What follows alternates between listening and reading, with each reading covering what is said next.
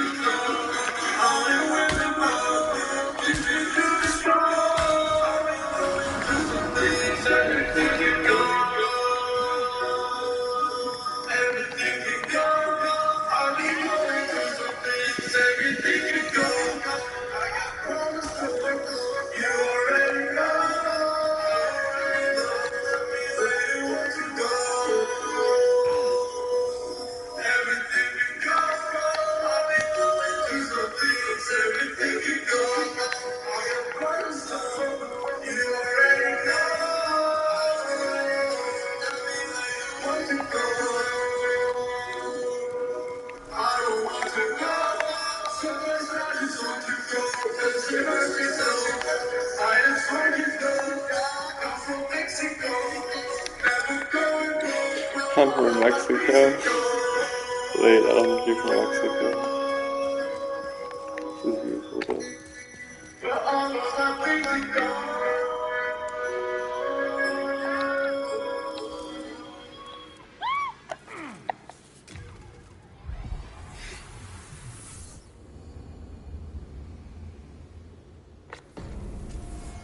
Was that live?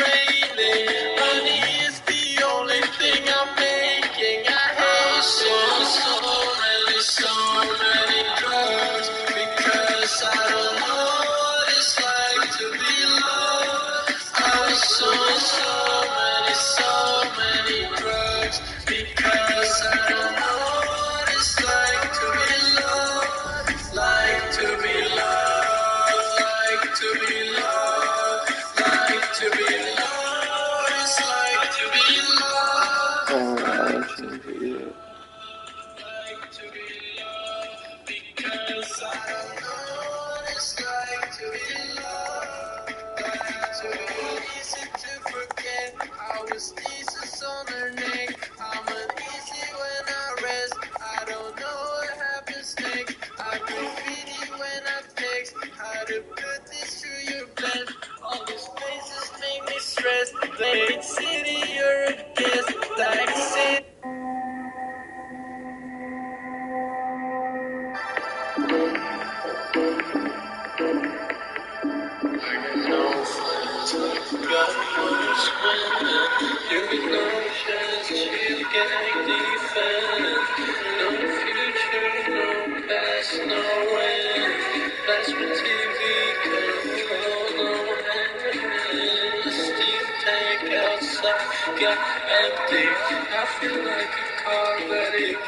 After that last fight, a couple, welcome on back, and I hope you're ready because we're getting some PvP action this episode.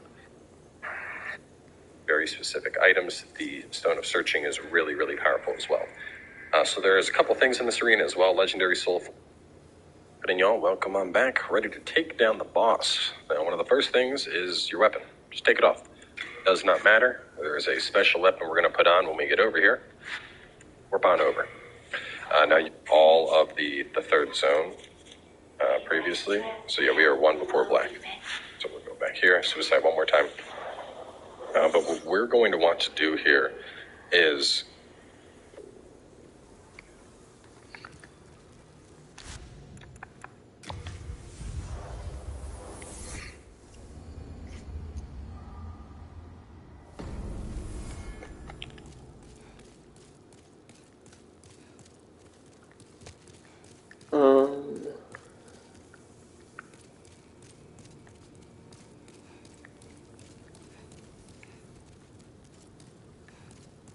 I'm keeping a close watch.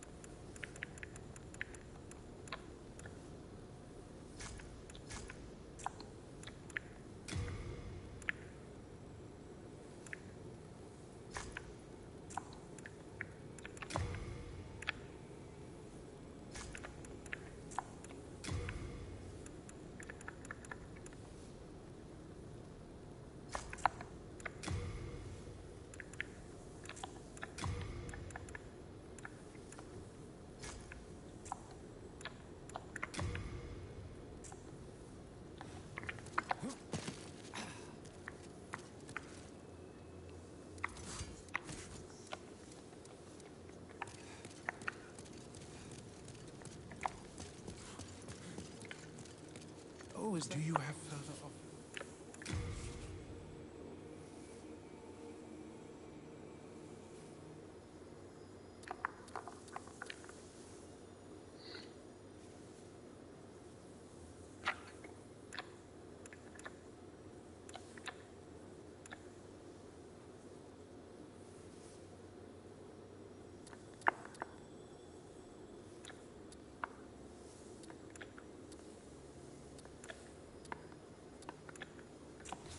Yes, I certainly thought you must. Oh, do you have further off?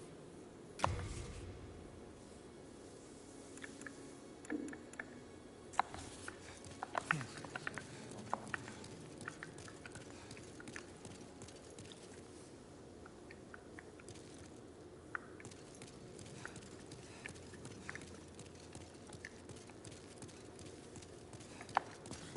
Do you? I try. I hope. By the way, I have.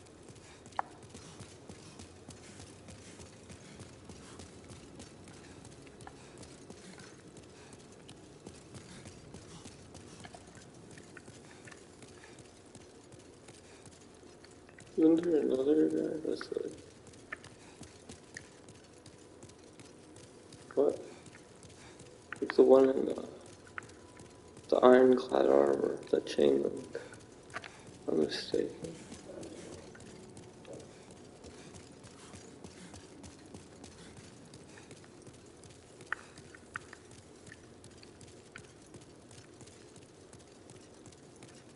I can. Oh, thank you. As promised. As you, the skirt, perhaps, redeem such blasphemy.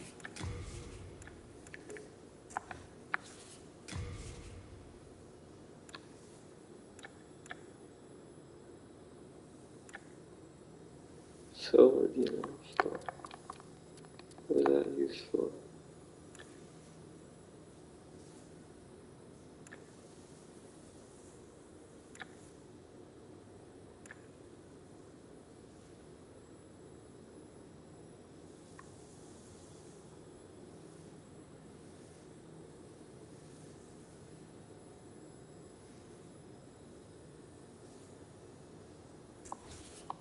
I can still.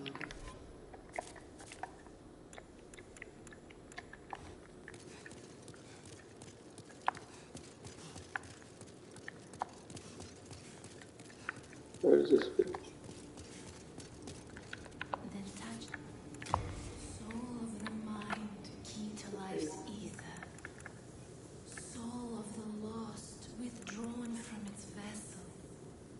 Let strength be granted so the world might be mended. So the world might be mended.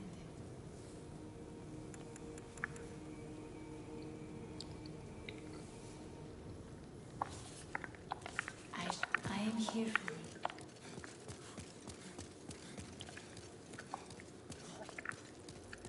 It's better than having you.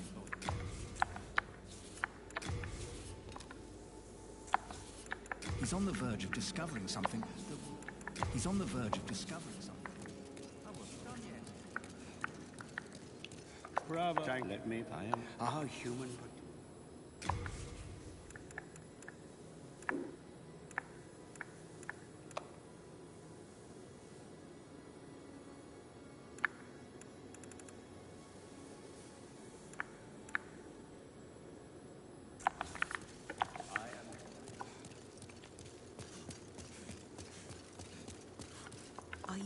Are you sure? Yeah, may as well gain all orders.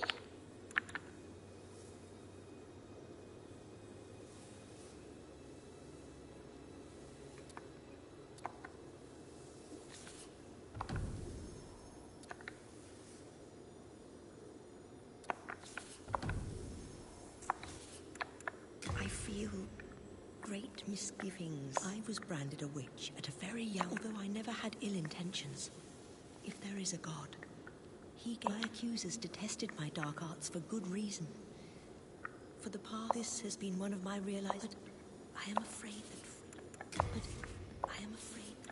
But I am afraid.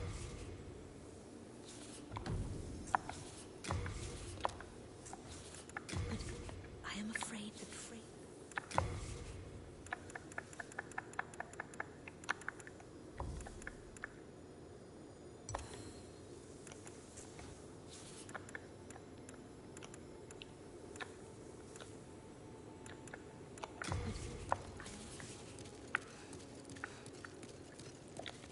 use. It would honor me to assist. Are you sure? But I am afraid.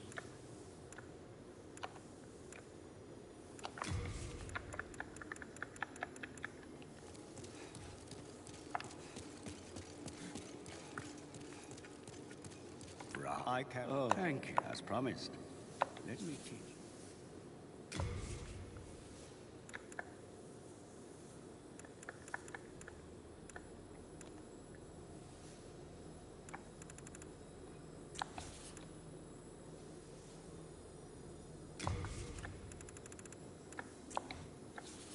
The demons steal such blasphemy. The demons such blasphemy.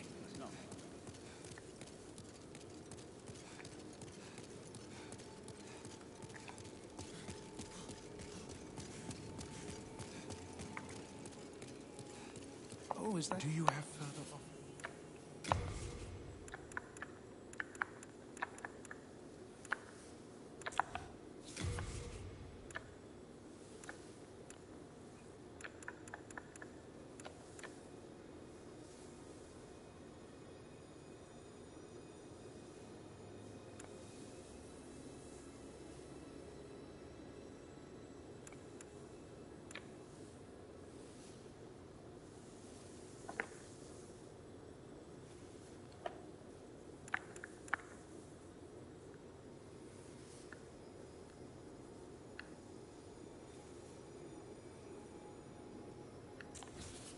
But you must remember.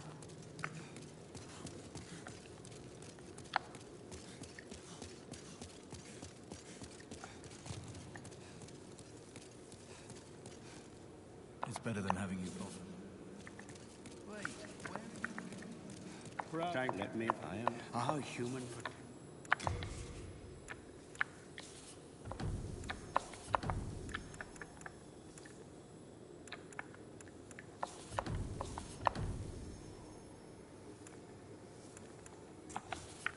Bring me more.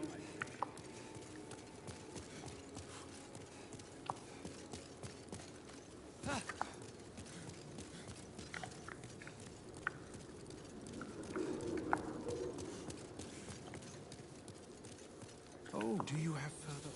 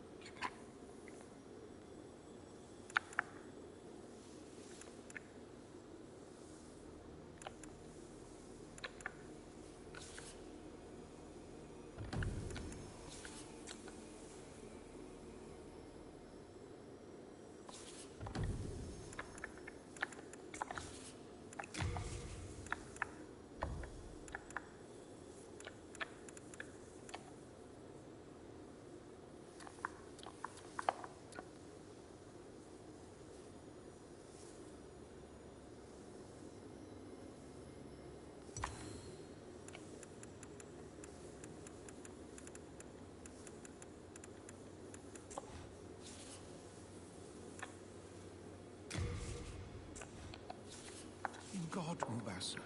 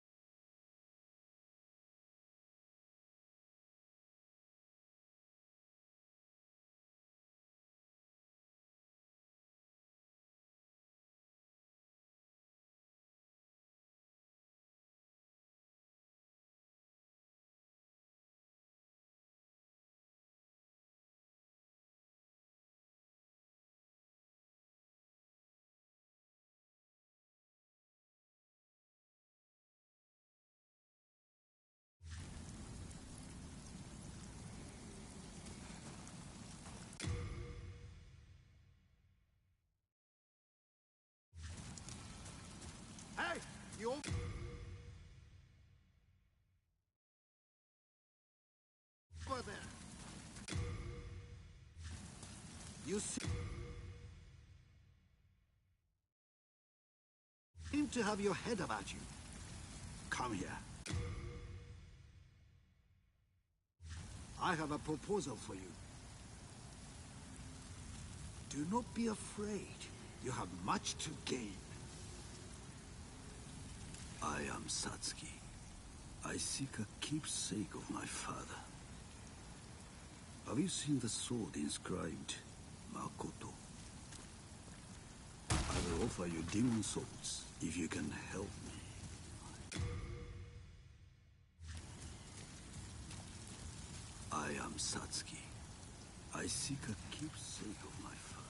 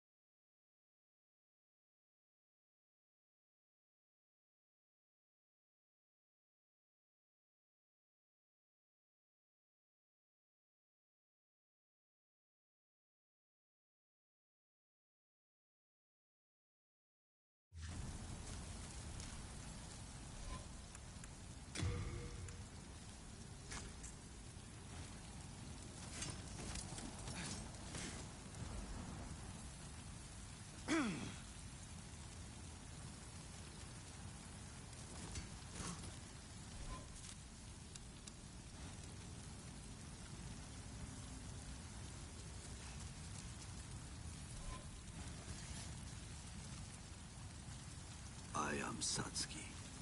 I seek a keepsake of my father. Have you seen the sword? I will offer you demon souls if you can help me find it. The Makoto chooses, but be warned. The Makoto is no sword for the faint of heart. The Makoto chooses, but be warned. The Makoto is no sword.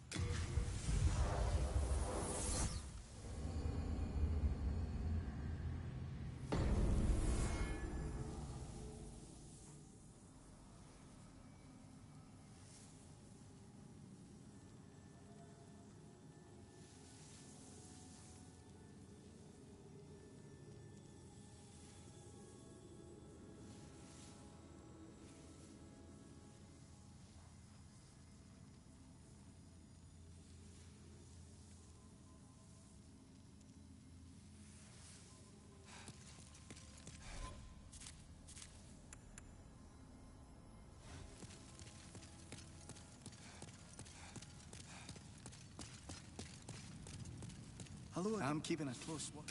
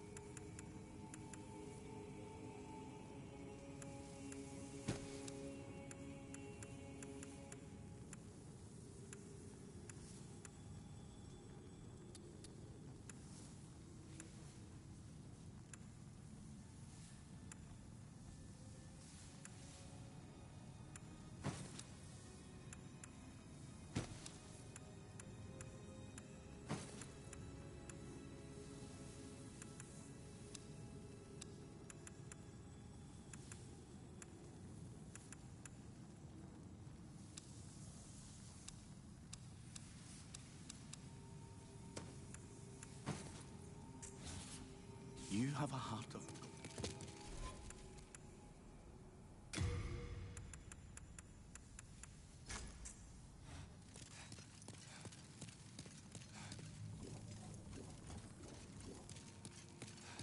But clan. Thus, since they weren't born into power, it was possible to obtain it. One way was to strive to be intelligent, like the Queen, but another was to simply become wealthier. Though, when your currency is souls, that can quickly become a dark desire indeed. These silver bracelets we find in Latria. They boost the amount of souls you receive, and they're an example of how the rich get richer. It was this exact same lust for power that triggered the first scourge. But it wasn't Latria that triggered that. Instead, it was the monumentals. Luckily, the old one was sealed away by those same monumentals, and the world learned to fear the power that they had toyed with. And even though it was the bedrock of their society, Latria joined the world in forbidding such knowledge.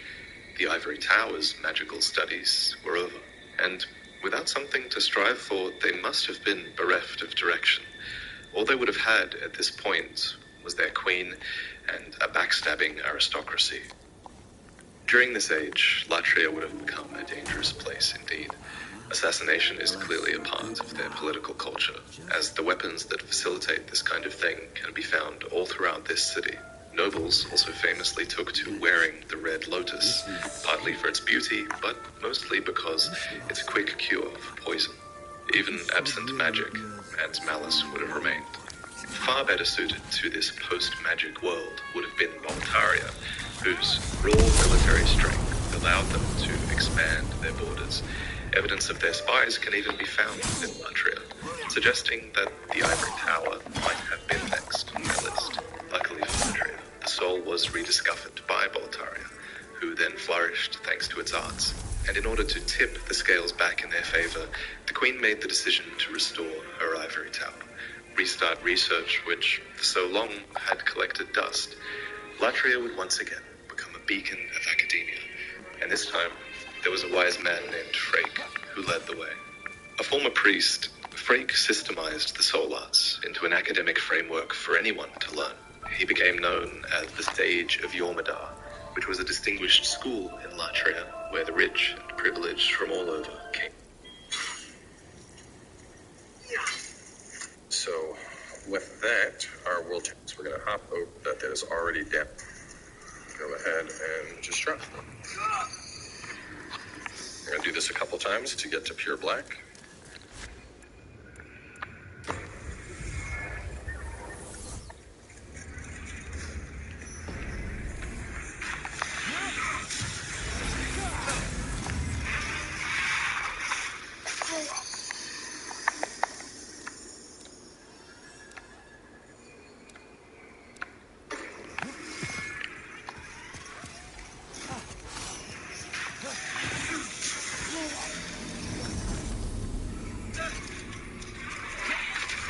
Okay, I'm gonna go spend that level as well.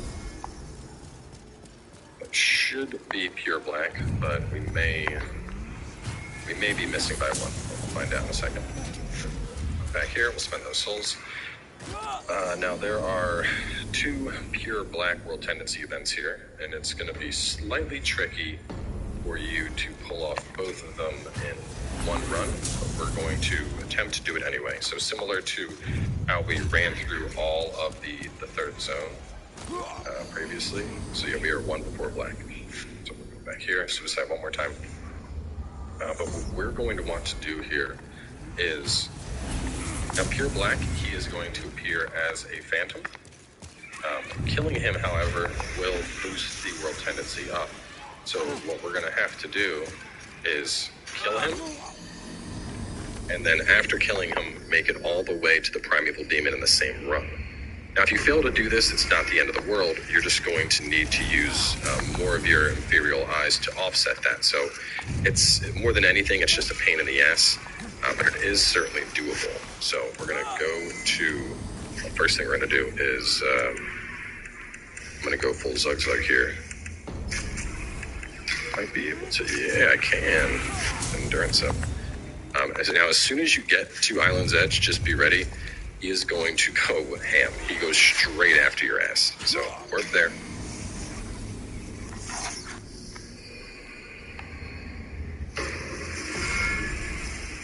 You can see the Red Phantom version already hauling ass right after us. Dude is thirsty. And you can see the damage he does. He hurts.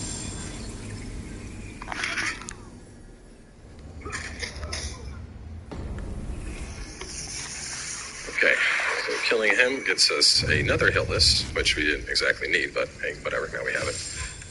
So as for going through, we are going to try and do the regenerator skip to make our way over to the primeval demon. So because we really don't want to die, we're going to be playing extra careful here. Keep in mind that the world is on pure black world tendency right now, so you're going to see black phantoms like this guy that we see ahead of us. Black phantom enemies are beefier. They are more deadly. They're harder to kill in general.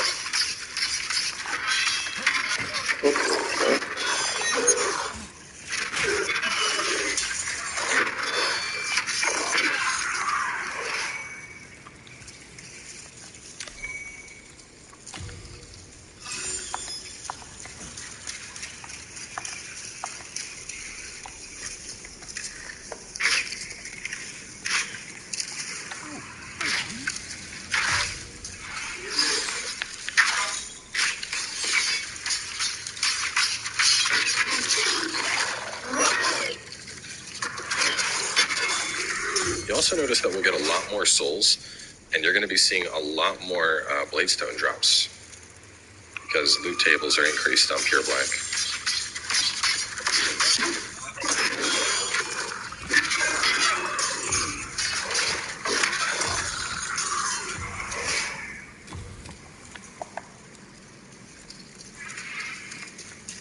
Okay, so after killing those ones, we go this way.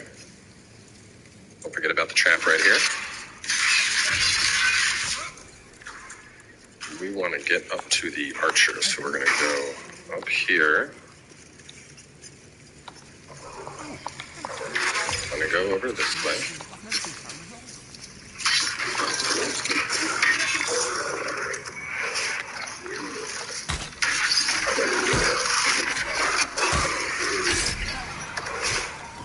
Then we need to do the regen ring skip. So right from here, there we go. Beautiful. Now that we're back here, we go this way. Keep in mind that crystal lizard back here, he'll respawn as well. So we get another chance to kill this little bugger that escaped from us before.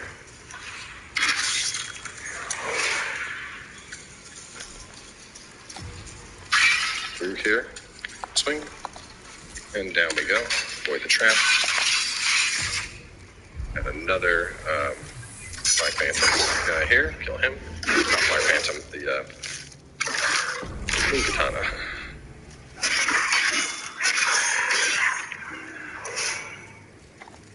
He's also another one of the enemies you can farm for the Pure Bladestone. Him and the one we're heading to now. Two best ones.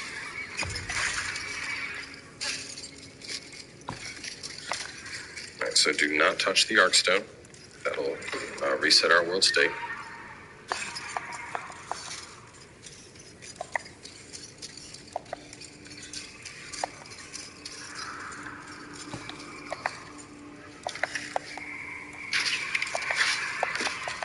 You notice he takes more arrows to kill now, but you'll also notice, look at that, almost 7,000 souls from it.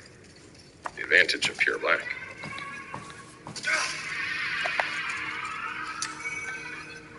Right. Now, this is going to be the riskiest part. And honestly, you might be better off just running here, because we got to get past Mr. Super Skelly and this guy. Oh, God, no. I went too far and I almost got myself killed. That would have been terrible. But we need to get past the dual katana skeleton, and this is the one that, if you're not careful, can basically one-shot you. So what we're going to do is literally just run past him. We're going to wait. He should jump. Okay, now that he jumped, just haul ass.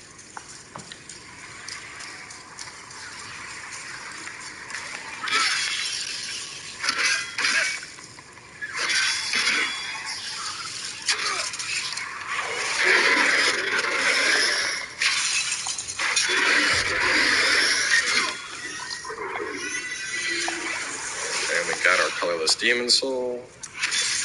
And we got the loot from that. So you can see he's still down there. And from here, we were able to just go back. Now, the interesting thing is that both that Black Phantom and that Primeval Demon, each of them will boost the world tendency up. So even though we are in pure black, from killing them, we're going to rocket almost all the way back up to pure white. So just to check, as you can see right now, pure black, we have the gold and the glowies. And if we warp back to the Nexus here,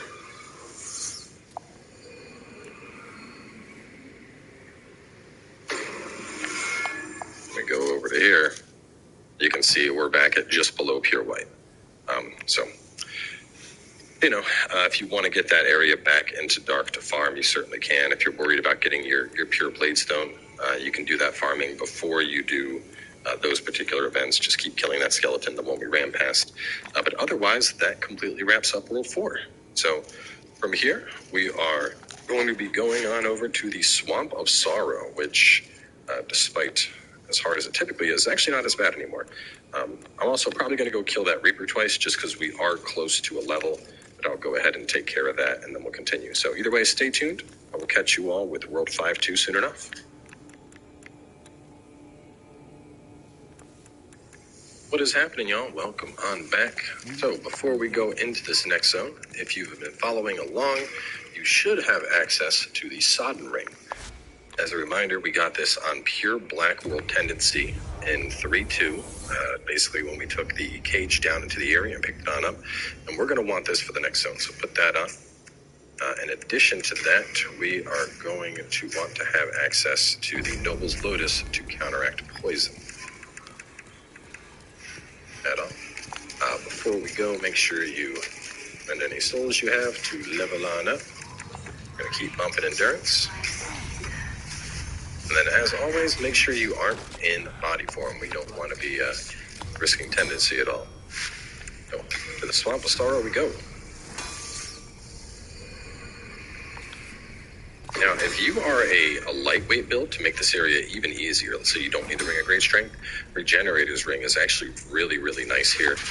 It'll help out a ton, so it's something to consider. But otherwise, just run on down.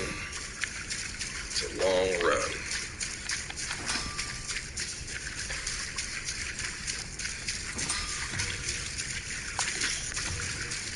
And here it is. A hole of demon souls. Let us run this way. There's one guy we're going to kill.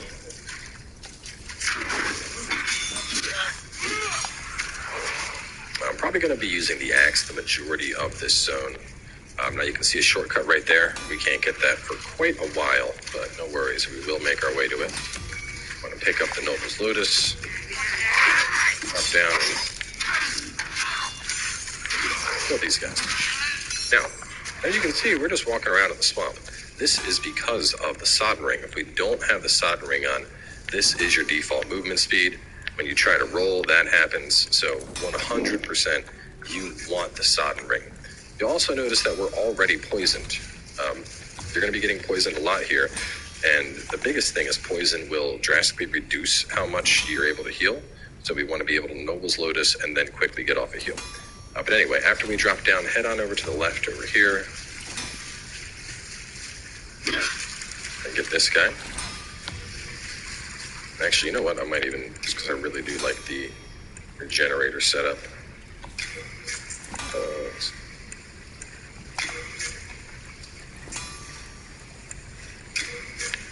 There we go. We'll do that. The regenerator ring, along with the shield, will greatly offset how much damage we're taking from the poison. But after we have grabbed that, we're going to swing to the right. Just in case you get the Meridian Hammer. In case you don't have the Regenerator's Ring, which you should, if you've been following along, no worries, because there's another one right here, which I actually need to, I'm always going over on my items. Storage, I mean, it's kind of hard to maintain low items when we have the Dragon Bone Smasher. So let's see, left for Hero Soul, Meridian Hammer, Regen Ring. Okay, so now we are going to run along this wall here. These guys, these little jellyfish-looking things that you see off in the distance, they will slowly float towards you. They're probably not going to be a concern, to be honest. We should be, I mean, especially having the sodden ring, we're able to swing through this area pretty fast. But there's going to be 3 storied hero souls that we're going to want to get. Second.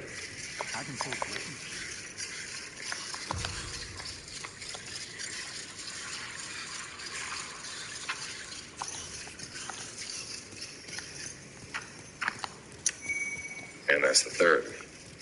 So after getting those, go on and hit Big Boy. We want to pull him out. If you can kill him before he gets here, great. If not, no worries. Typically these guys are a bigger threat, but having the sodden ring and being able to roll really makes this area much easier. Up here, kill everybody. And now we're going to make our way down this way past a couple of these guys. Now you can, before we do, let's get a quick heal in here. Almost Lotus, make grass. I would suggest just running past them. They move really slow, and unless you get like surrounded by them, they're not going to really hurt you. Also, they're not worth much, as you can see, killing one here. They whopping 28 souls. So go over here from this unknown hero soul, and now we're going to make our way across here, just skipping from island to island and grabbing all these goodies. Now, off in the distance, you can see an invader. So get ready. It's an NPC invader. It's not a player, so you don't need to worry about that. But they are probably the most deadly thing out here. If anything out here is going to kill you, it's going to be that. Sodden Ring is going to make things significantly easier because we won't need to worry about them being able to, they can roll and we can't roll, so you don't need to worry about that anymore, thankfully. But we're going to go ahead and we're going to put on Second Chance here. Pop an H Spice. We're going to put on Cursed Weapon. Our shield on. And we're going to run and kill this invader. Using the butcher knife. Do not let that hit you. Like that, as you can see, does tons of damage.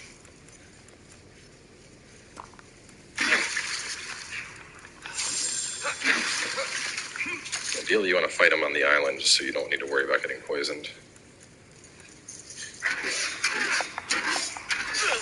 There we go. Ooh. And now we have access to the cat ring. Go on and pick up the Faint Stone chunk and Stone of Imperial Eyes. There's 2 goodies over there and a couple guys over here. I'll just go over this way and kill these ones first.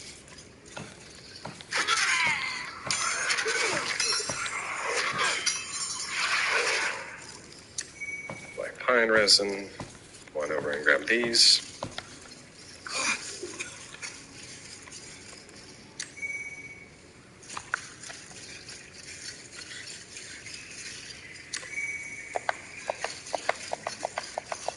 And we're just running on over to this island. And this is the island where we had fought those guys earlier. So, made it back. Get rid of the poison. And that's the first half of the poison swamp. So, real easy having a soldering ring to assist us along in doing this. Go ahead and open this up. I can forge weapons. Okay. Now there's 2 options here. You can either jump down and grab that stuff, or you can follow the path. We're going to follow the path here, but to be honest, it's really not worth it. You just want to snipe the mosquitoes out of the sky. Snipe these guys if you want to.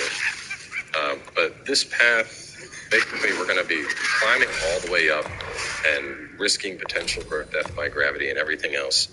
And the only reward you get for it is some grass jelly and some black pine resin.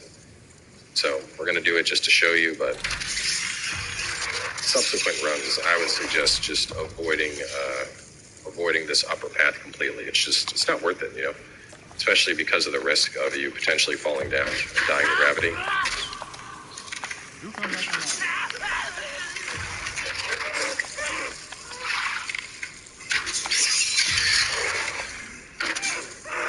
Thankfully, the bow does make it pretty easy, being able to snipe these guys.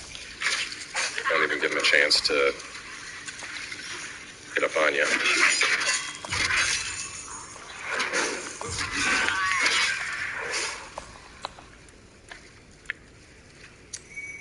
The grass jelly that we worked so hard to get.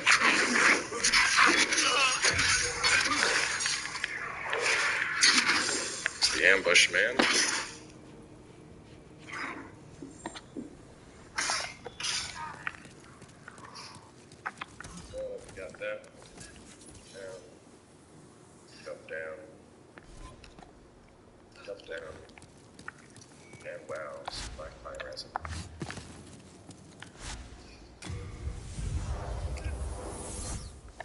So now that we're down, you can run on over here.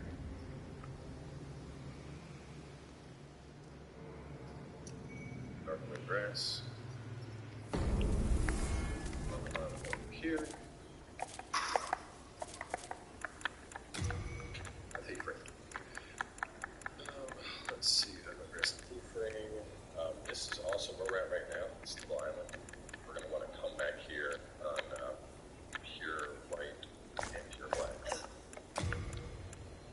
Go through the swamp here.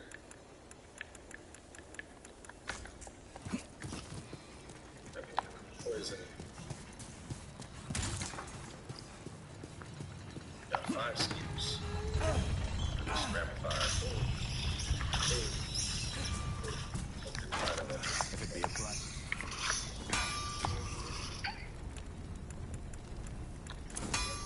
After them, go in the wall.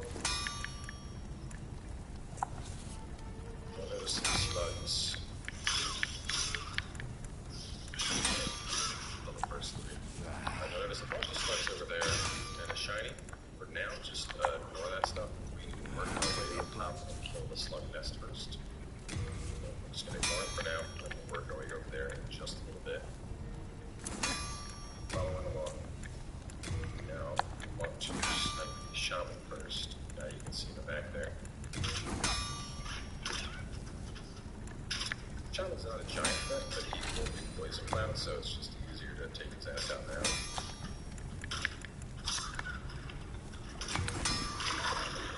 And of course, make the big guys look a little softer as they approach.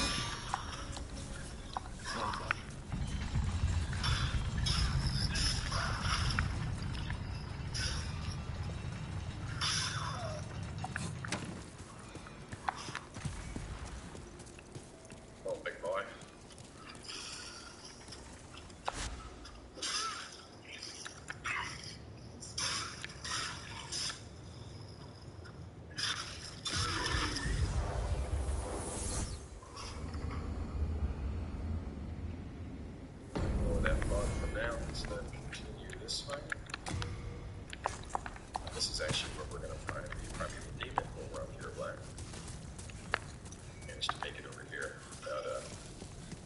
poisoned.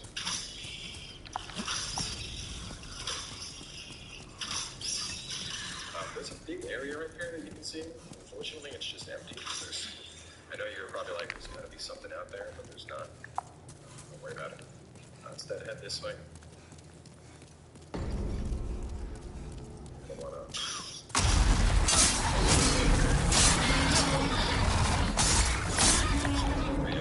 This is going to lead us up to this like this.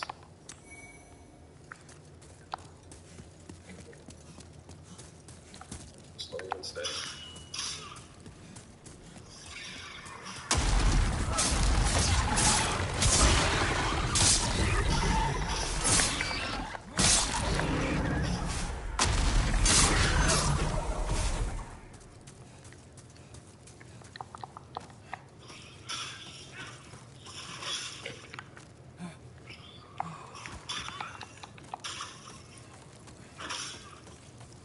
That baseball swing.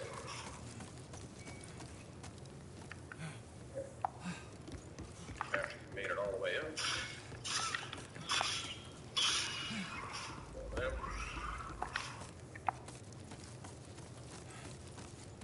Right over here.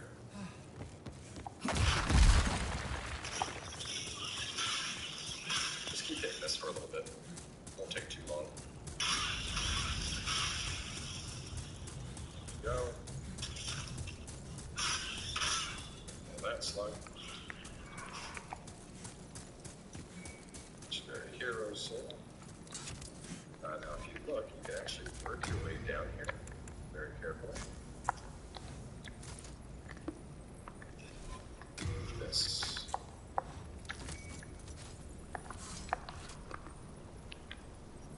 Jump. And we can jump. And we can jump. Now, since we're through the majority of the poisoning area, I'm going to actually go back to my techniques up here. So I'm going to be able to smash. These slugs are very, very weak to fire. So what I would suggest is just put on some fine resin. And then just run up and smash.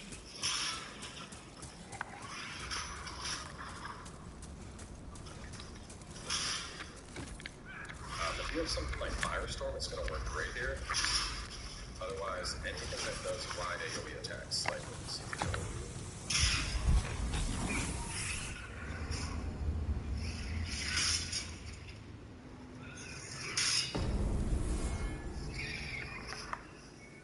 Just be careful, because, you could get poisoned.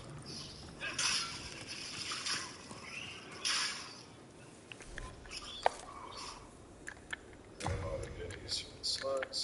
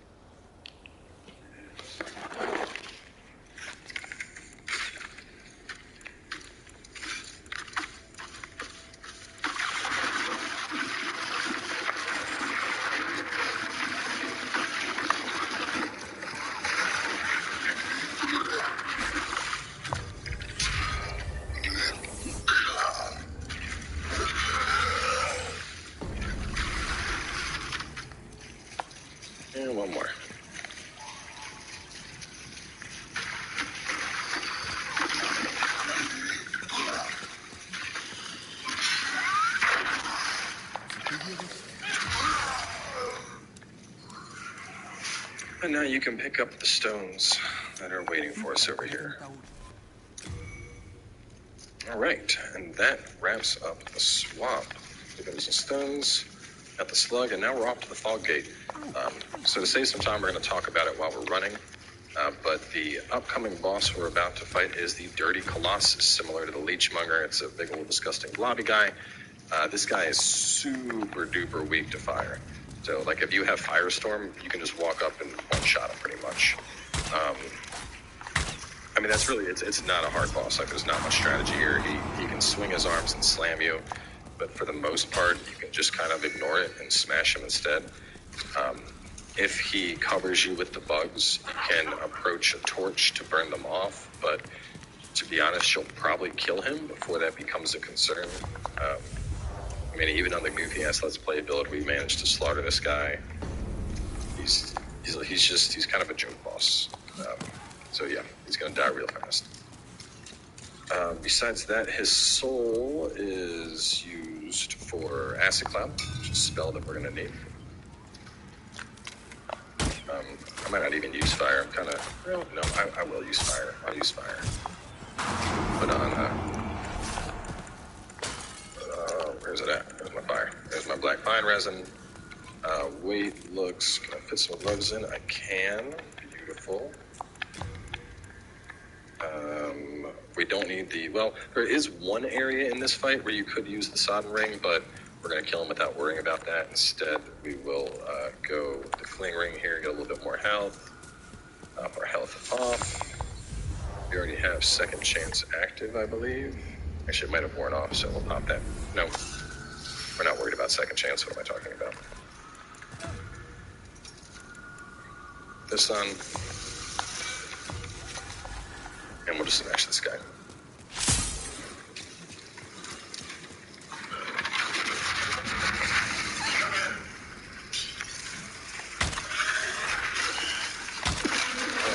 I'll do a bug explosion like that.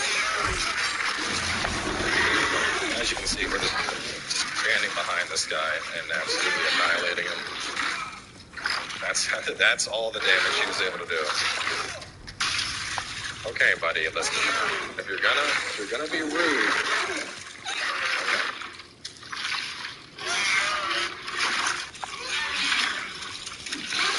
If you're gonna act like this, I'm gonna have to punish you. I'm gonna have to put on new black pine resin.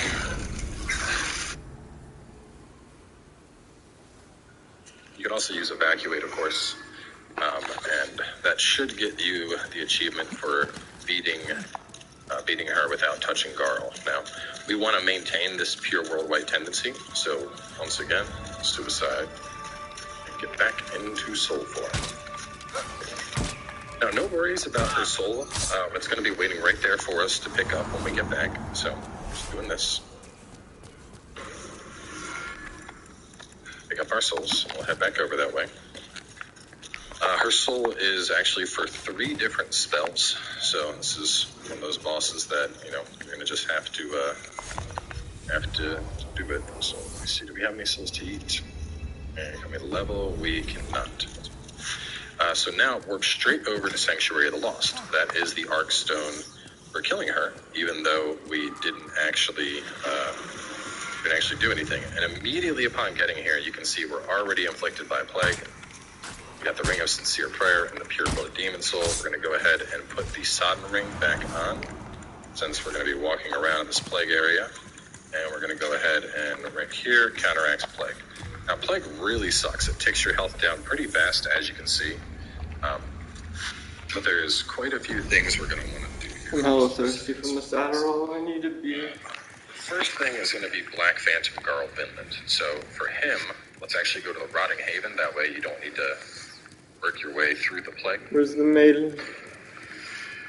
And you'll notice we also got a ring for killing her, Sincere Prayer, Miracle Power, and Casting Time. And we're going to work our way down. So now that the world is in pure white tendency, we can kill Garl, and in fact, we have to kill a Black Phantom version of him. So what I would suggest doing is buffing up your weapon and then parrying. I know a lot of people aren't comfortable with parrying, but it is by far the easiest way to do this encounter. he will spam and try to hit you. So we want him to do his one-handed attack, and then we're going to smash him. If he does bonk you,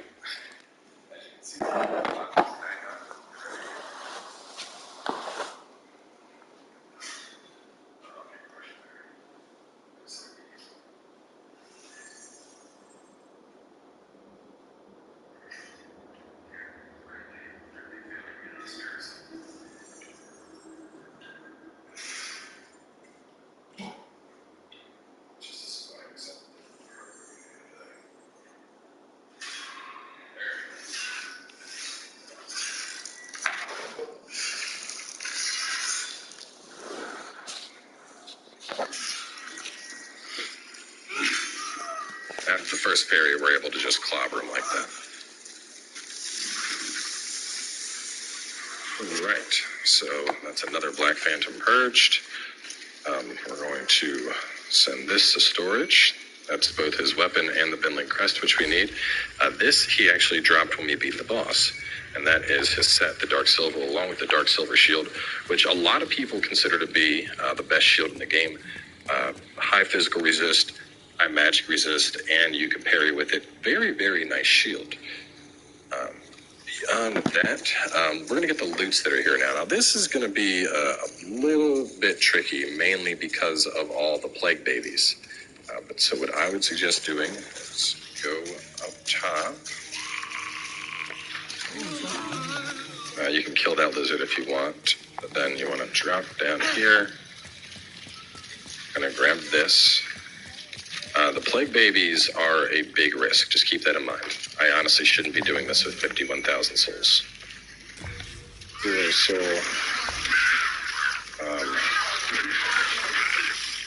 the easiest way to kill the plague babies is going to be with something like Wrath of God, or with either Wrath of God or with Firestorm. They're deadly little beasts. And they like to hide under the water. So if we can get to it in time. The Mercury Stone, roll like crazy. Ton of Imperial Eyes. Oh, man. Oh, God, I hate the plague babies. I think that was it. Let me check my notes here. We got Garl set. There's the Lizard. Pure Sucker Stone. Right for the Legendary Soul. Cross for Pure Marrow. Pure Mercury Stone. And the Eye and Plague Baby territory. Grab up all of that. Pure Sucker, Pure Mercury, Pure Marrow. And then if you can make it all the way over to the Arkstone, there's some grass over there, but...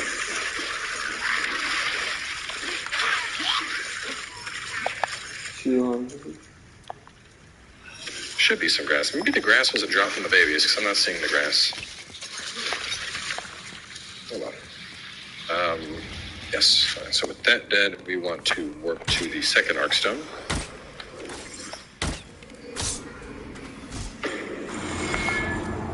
And we are going to actually be working our way backwards up through this area. So missed that grass when we were here before.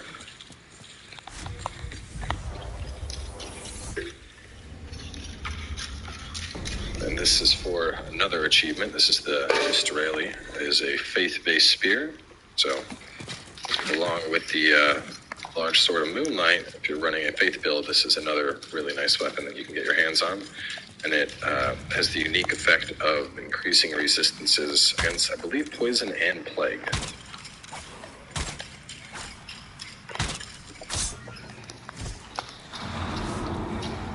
Right, so now that we're here, we're just going to work our way up. We're going to fight our way through the stone backwards.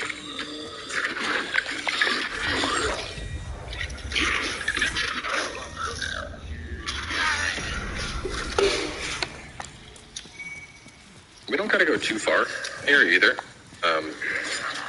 Get rid of these things before they blow up on me, poison me.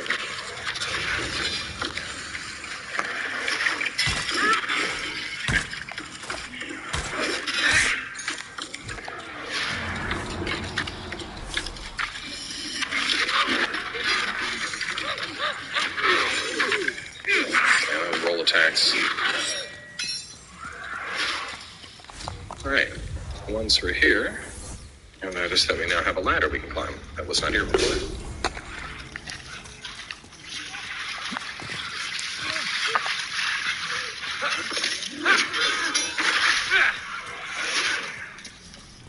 Now that our endurance is up, we're finally able to actually use this thing with some sense of normalcy, as opposed to only pulling it out for bosses.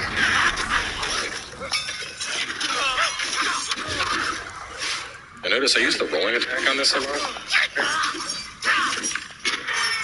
It's just a very wide AoE. Does some major damage with that sweep.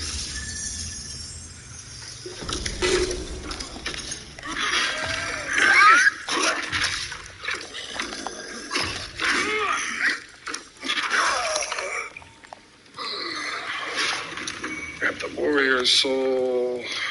Then we go up this little guy here. Continue up top.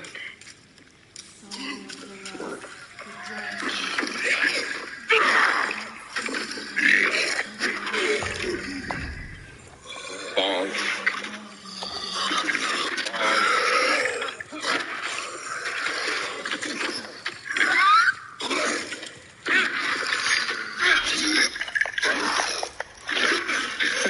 Stop doing that.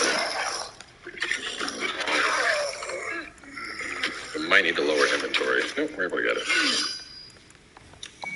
Alright, so just to show that real fast. As you can see, a bunch belong to the Holy Knight Rizia. The divine nature increases resistance to plague and poison. 18 dex and then 24 in faith. So after we have acquired that, we're going to go ahead and Arkstone again.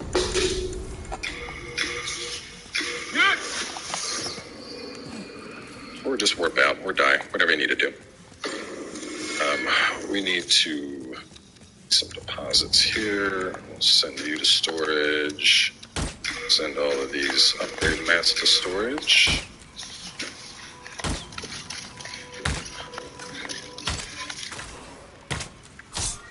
Send you to storage as well. These. This touches the soul of the mind, key to life. 6K short. That's okay.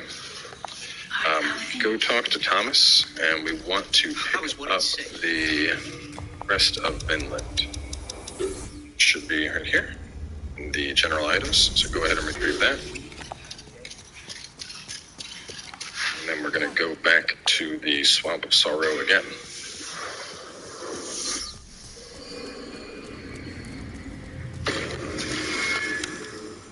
Actually, you know what? Before we do this, now as they go back, we should have evacuate on. Oh, come on, man.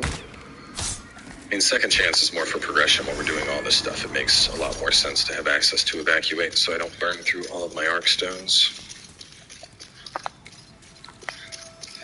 Oh, do you have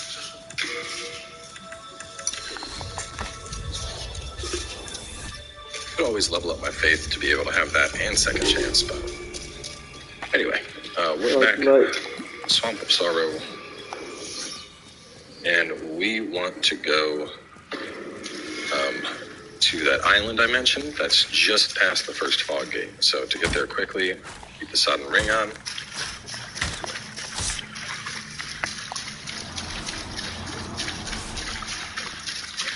And we're basically going to run past all the enemies here. So we are going to be in the poison area. Make sure you have your Noble's Lotus back on. Just got to get far enough that it's not a death via gravity situation.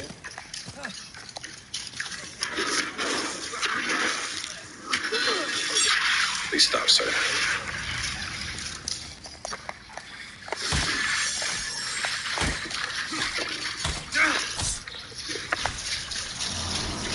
We're just going to run along the wall here till we get to the end.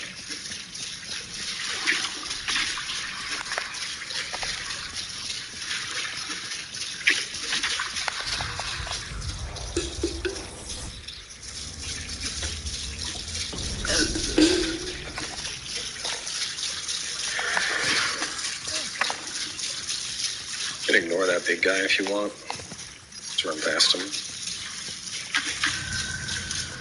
He might try and chase, but he'll drop aggro pretty fast. Bring on over here to talk to her.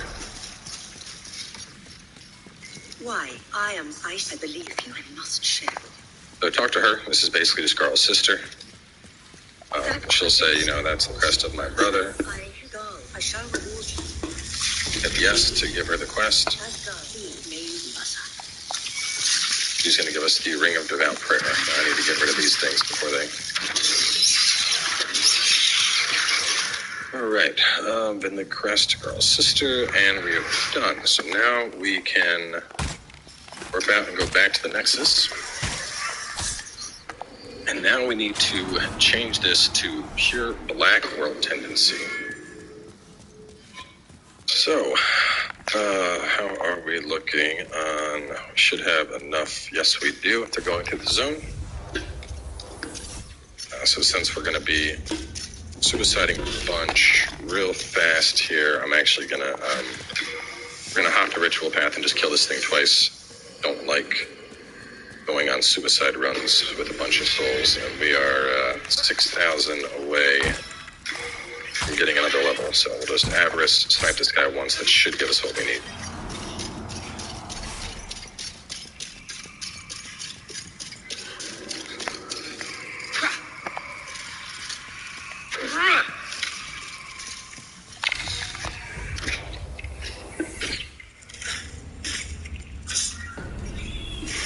Money, 5,500, and souls required. We are, wow, we're 200 souls short. 200 souls short. What a ripoff.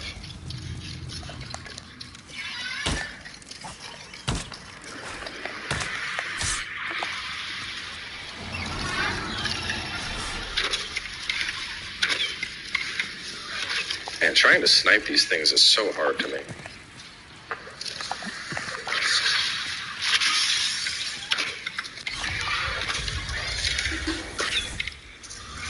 Christ. Alright, well, we'll just do it this way. I didn't mean to warp to the altar of storms, but that's, it's okay. We can, oh, damn it. Oh my god. It's messing up. This is how I know it's time for lunch.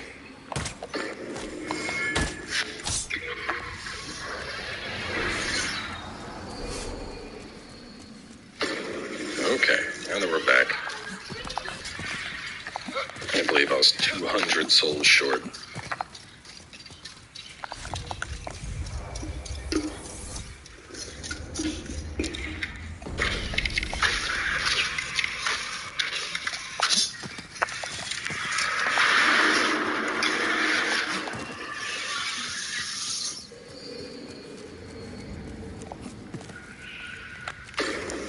Okay, so now before all of our suiciding begins, let's level up, and then we'll spend the excess repairing gear.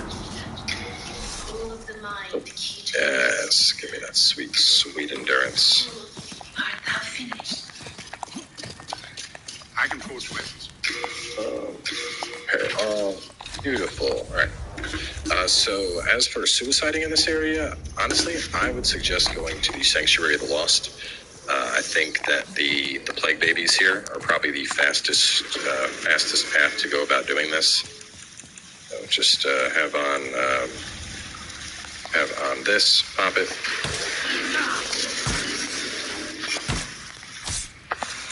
Get the sudden ring on here. That'll be nice and fast. Then just run out into the plague babies. Let them beat you to death. So we're going to do this a couple times, obviously. Got to bottom ourselves out and get this place into pure black. But thankfully, the pure black tendency events here are actually really easy. They're all at 5-2. And after doing it, we'll actually have a way to permanently farm up these eyes. So it should take 7 deaths.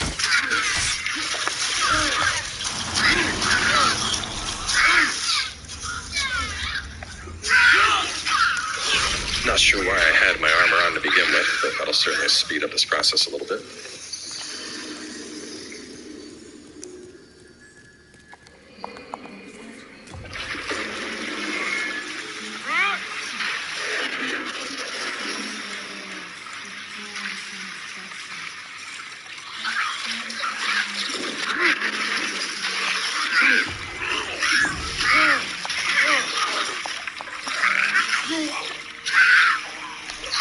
It's 4 more. Oh man, so after this, the only other area for pure black tendency that we haven't done is actually Zone 1. And part of the reason for that is I think it's worth getting through a majority of 1-3 or 1-5 first. After we get through 1-5 and we get the shortcut unlocked, then we will we'll leave, warp that world down to pure black and kind of clean house there, because there's one thing we're going to need. Well, actually, no, I don't know. We'll probably go pure black before, now that I think about it, because we don't want to trigger your 1-5 won't be that bad in pure black anyway.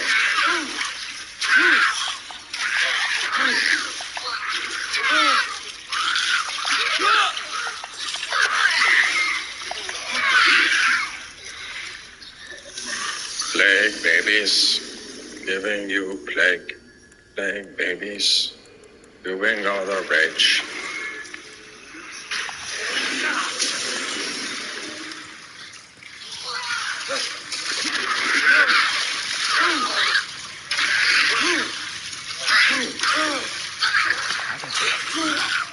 I think that's 6. I lost track. Wasn't really counting while talking.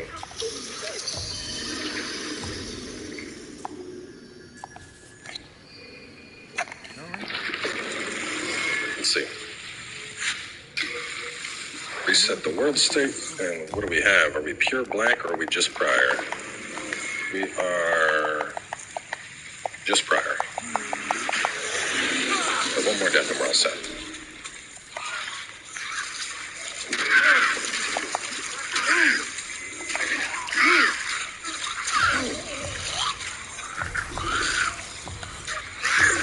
Come on, somebody hit me. Jesus, taking forever.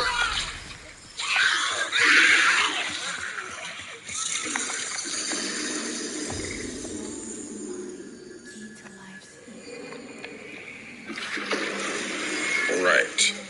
So now we want to warp over to Swamp of Sorrow.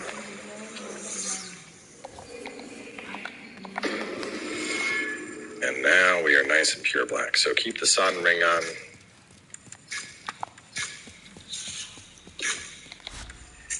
Let's get all of our gear back on.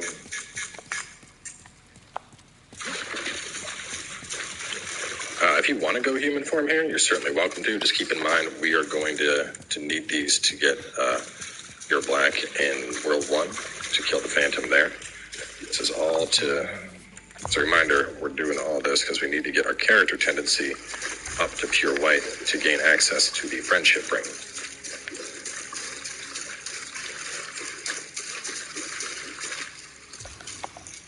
So just head down this way.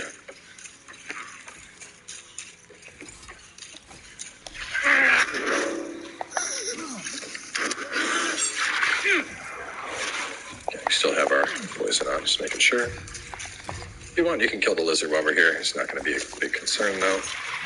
And we are running the same loop that we did before. So we're running all the way back to that island. While we're here, though, we are going to kill the Black Phantom enemies.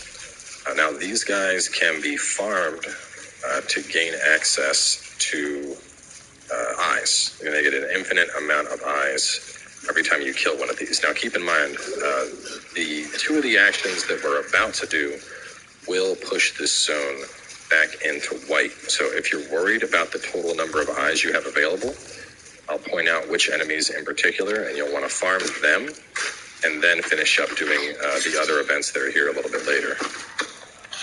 So all of these red giants, every one of the red giants will be, you can use them to get infinite stones from. Oh boy. As you can see, though, Red Phantom Giants hit really freaking hard.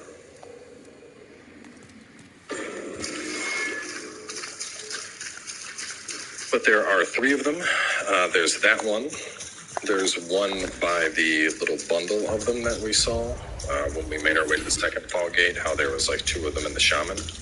And then the last one is in the village with all the baddies. So we're just going to kill the 3 because I want to make sure we have those stones, because that'll give me just enough stones. Stop, please. That's the other thing, is now that we are on pure black, everything here hits significantly harder. So you really do gotta be careful. Probably got a little bit overzealous trying to kill that guy there. How many stones are we at anyway? 3 or 4, perfect. Perfect number of stones. So as long as you have 4 stones, you should be good, because we'll get 3 from killing these guys. And then that'll put us at 7, and with 7 we can get pure black and white. But if you need to farm more, don't feel bad about it.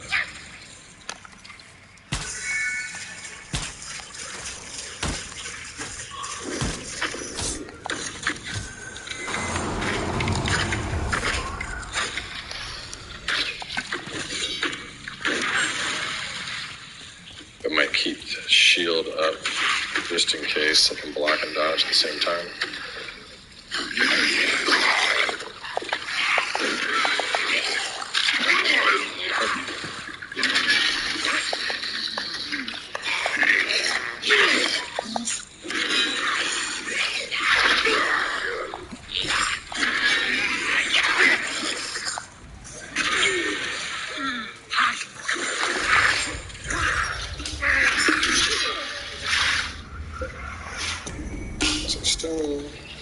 You don't need to kill this guy, but we want to kill him because we want access to the stone. Now, she is a Black Phantom, as you can see, so we want to be able to smash her pretty easily. We're going to go ahead and do Cursed Weapon here. I can compare to some of the other Black Phantoms. He's not that bad. Anti-magic field, and just give her some donks. The sword she's using will cut through shields, so...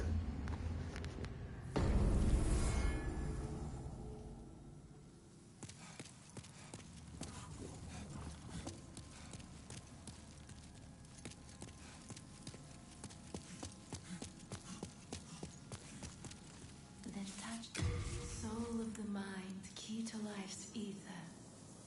Soul of the lost, withdrawn from its vessel.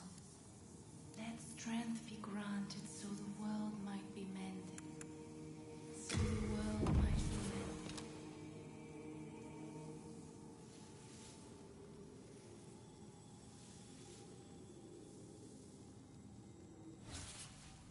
Art, may thy strength.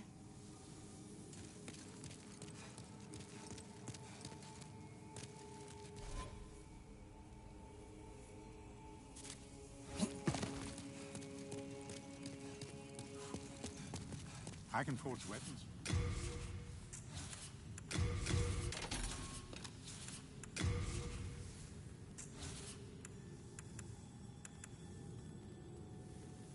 You come back alive. That was what he'd say.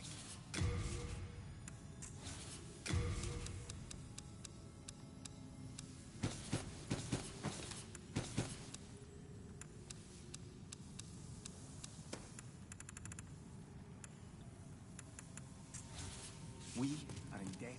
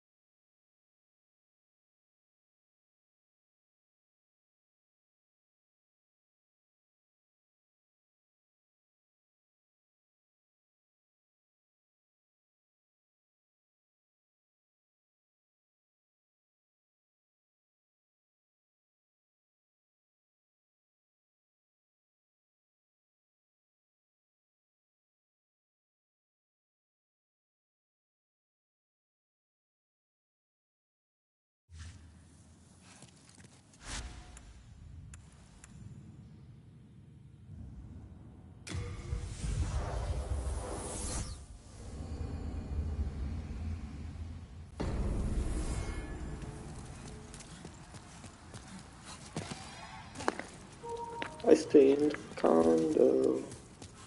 I'm the one you got, Joe.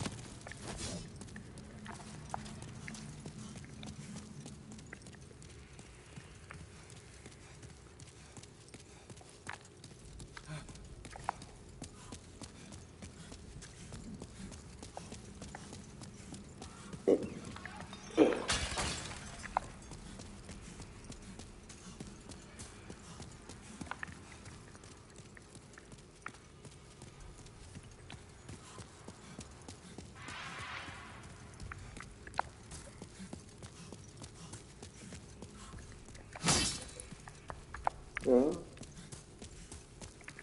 Good. Yeah.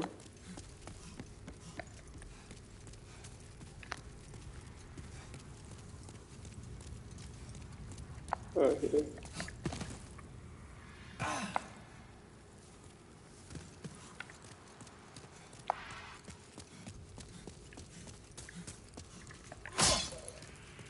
You know what? Yeah, no, maybe.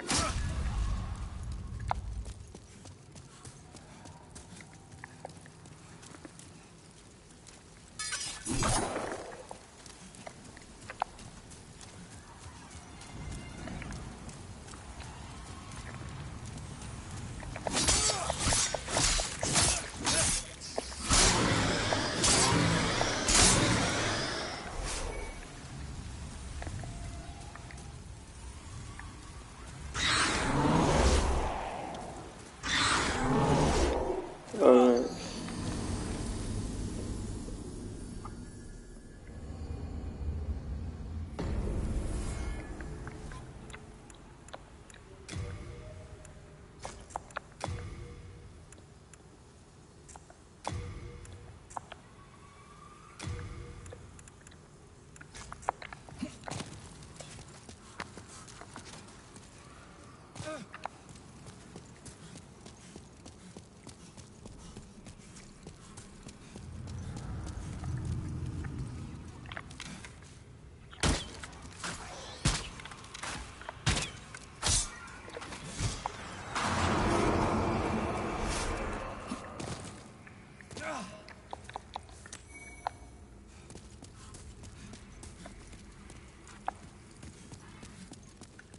You gave me a love note, but I hook up with a cockroach.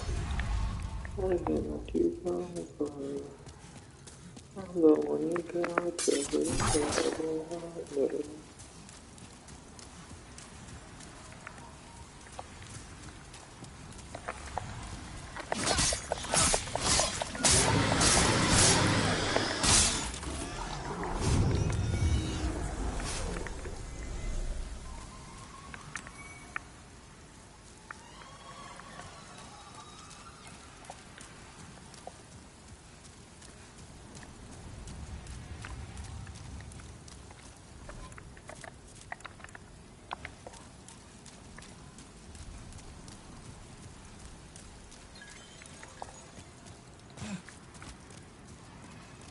Uh,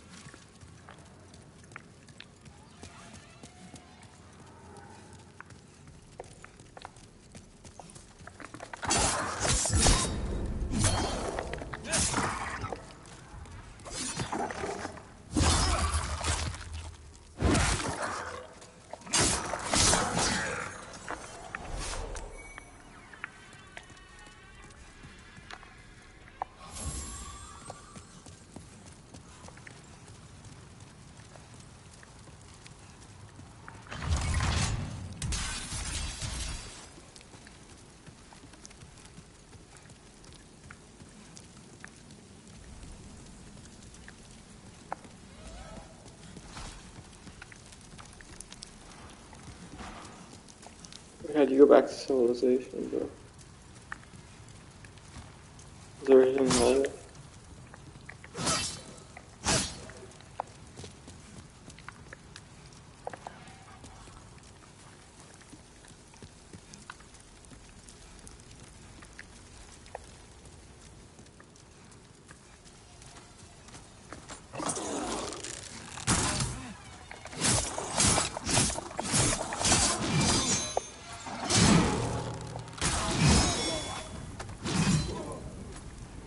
nice.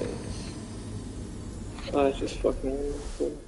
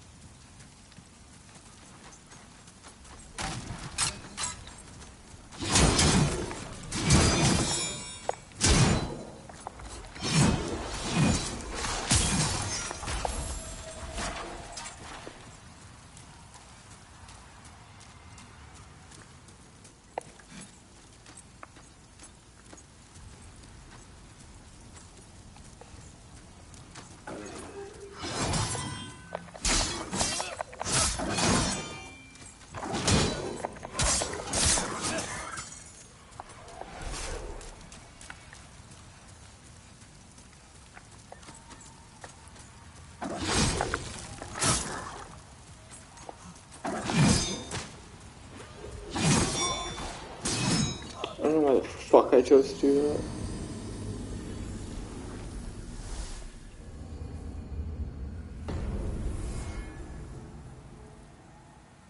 That was just kind of fucking retarded.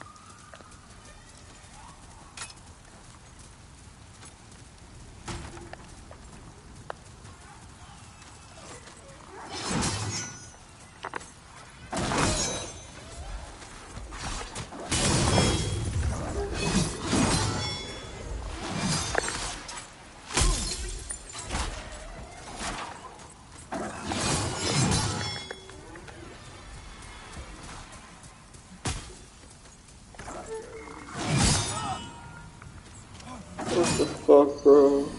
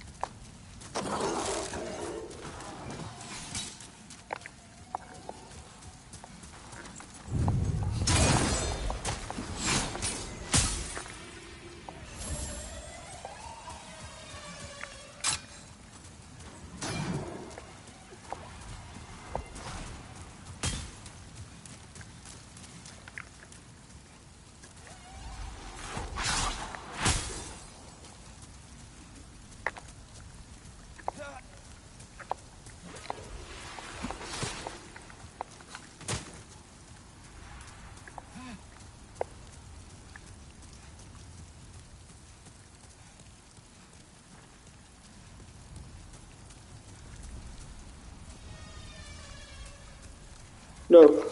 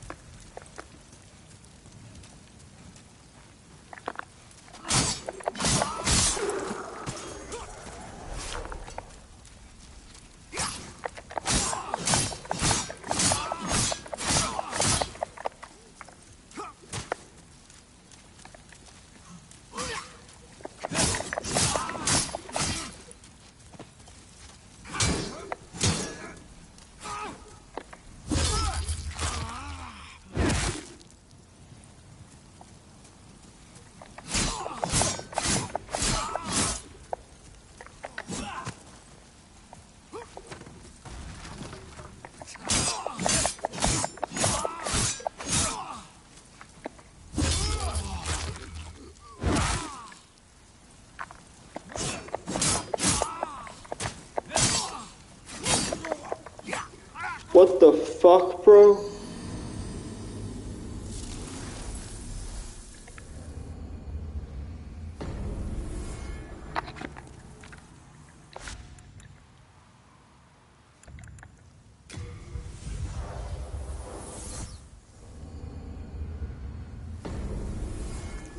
Oh no.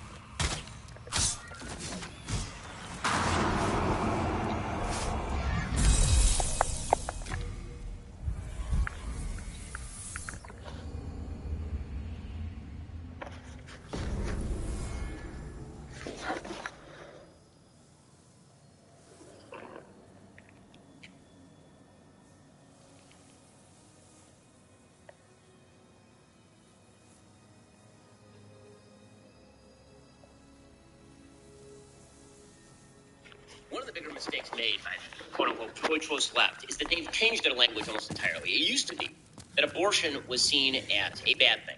And people on the pro-choice left basically acknowledged that it was, at very best, a moral question.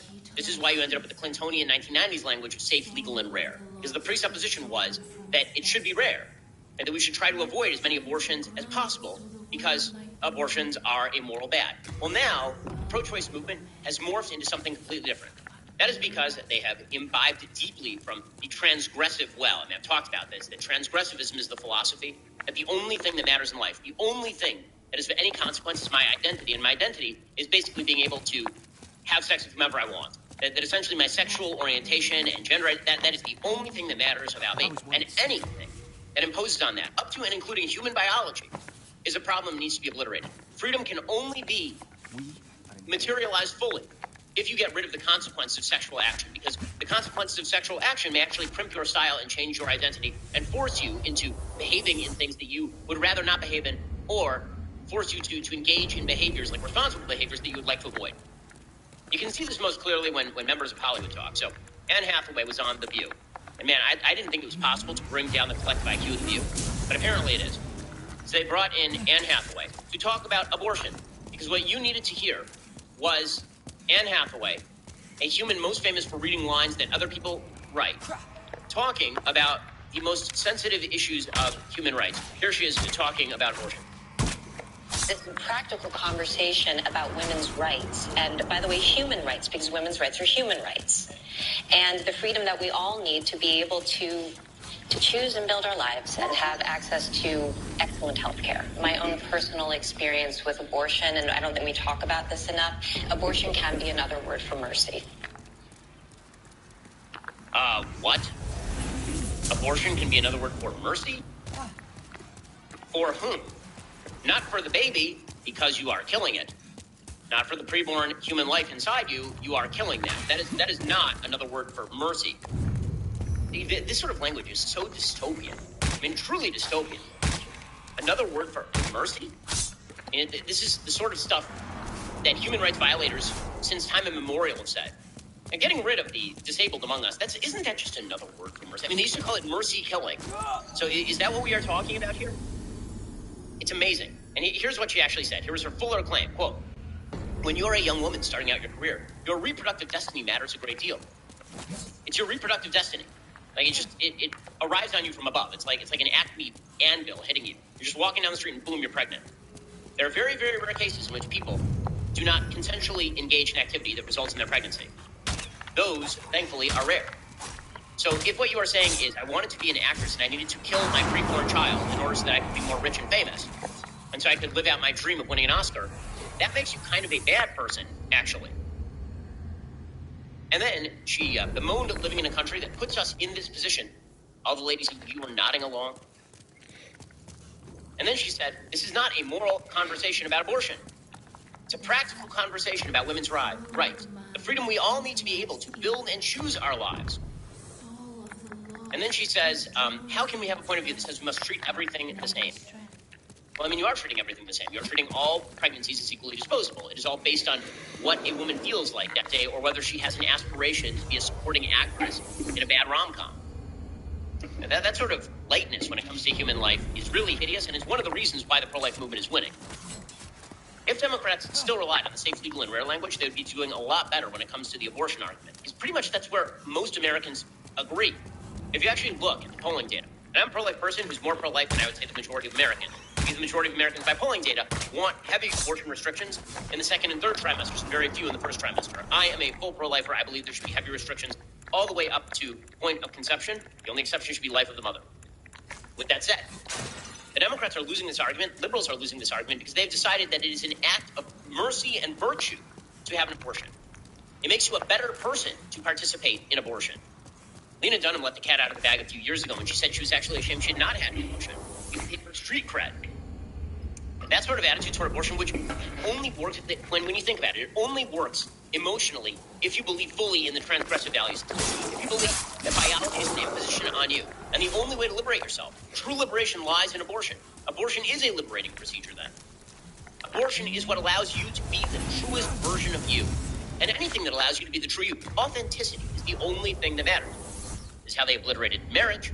This is how they obliterated the unborn. This is how they obliterated biological sex. Anything that imposes on your vision of yourself is bad and must be done away with. And that includes unborn children. We have to pretend that they have no life interest of their own. Because after all, isn't that an imposition on you? Isn't everything really, in the end, about you? Transgressing is the point. Wrecking the value is the point. This is what they want most of all, and Anne Hathaway is just an excellent example. Alrighty, guys, the rest of the show is continuing now. You're not going to want to miss it. We're going to get into the latest Federal Reserve interest rate hike. We'll also get into Vice President Harris being Vice President Harris and the pre-criminations against Joe Biden again. If you're not a member, click the link in the description and join us.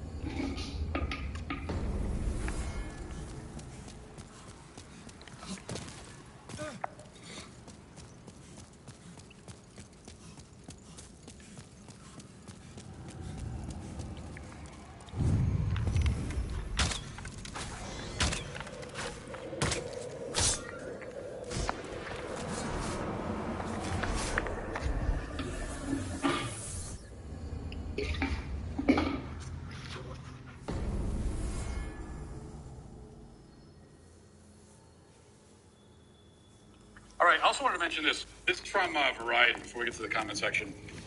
It says, at the height of the backlash against J.K. Rowling over her views on the transgender community, Harry Potter star Daniel Radcliffe published an open letter in which he proclaimed trans women are women. In a new interview with IndieWire, Radcliffe opened up about why he decided to speak out publicly against the author who essentially gave him his acting career. He said, the reason I felt very, very much as though I needed to say something when I did was because, particularly since finishing Potter, I've met so many queer and trans kids, and young people had a huge amount of identification with Potter on that. And so seeing them hurt on that day, I was like, I wanted them to know that not everybody in the franchise felt that way, and that was really important. Okay, now, even aside from the fact that he's totally wrong on the transgender issue, of course, he's completely wrong about that, and he's defending the transing of kids, and he's wrong to do that. He also, just, even putting that aside, you owe it to J.K. Rowling to keep your stupid, ungrateful mouth shut. Actually, you actually owe that to her. Because she did, in fact, give you your career. Like, you wouldn't exist in the industry. Nobody would know your name without her. So she gave you everything that you have. So you actually owe it to her. You owe some loyalty to her. So see all these Harry Potter actors, and there were a few that didn't speak out against J.K. Rowling. There might have been one or two that actually defended her. And I think one of them died recently, and the left was dancing on his grave, obviously. But most of the Harry Potter actors came out against her. Which, again, they're wrong on the facts, they're wrong about the issue. But also, where's the loyalty? How about having some loyalty to a woman who gave you your whole career, your everything that you have is because of her? How about a little bit of loyalty for them? Now, that doesn't mean that if someone is your friend or if someone helped you professionally, that you can never, under any circumstances, criticize them. I mean, there might be something really horrific they could do where you feel like you need to speak out. But just jumping on a dog pile on someone who, again, gave you everything that you have, on top of you being wrong, you're also a disloyal rat along with it, which is worth noting. That'll do it for this portion of the show. Members block. Hope to see you there. If not, talk to you tomorrow. Godspeed.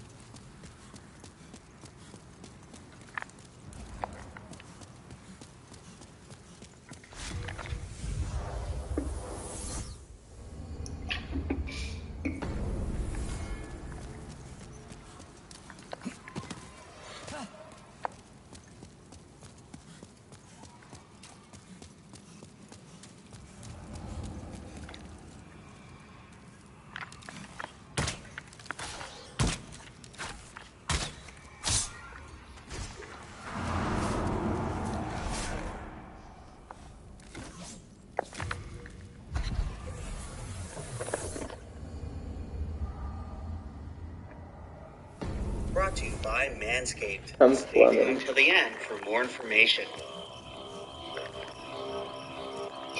The morning of the day I got sick, I've been thinking, it's good to be in something from the ground floor. I came too late for that. I know. But lately, I'm getting the feeling that I came in at the end. The best is over. The events that most of the world calls the end of an era, Gorbachev's resignation, and the last lowering of the Soviet flag that flew over the Kremlin Dome. On December 26, 1991, the Soviet Union dissolved, and the last great American adversary was no more. After half a century of ideological warfare, they had lost, and we had won. There were no more enemies left to conquer. The not-so-distant year of 2000 felt like turning a page into the future of civilization. A better world that would no longer have to struggle with the war, disease, and economic turmoil that had encumbered the 20th century. America, the last superpower standing, would lead the rest of the world into an era of peace and prosperity. Things were supposed to be different. We should have seen the warning signs, the sinking suspicion that something about the glorious American vision wasn't quite right. In hindsight, the slow and agonizing meltdown was staring this country right in the face. Most of us simply chose to look the other way. Aberrations to the system were written off as psychos, unfortunate lost souls who just didn't buy into the American way. I mean, after all, this place has everything you'd ever want or need. How could anyone here possibly be unhappy? To find out, we have to take a look at two of the most miserable Americans ever put to fiction.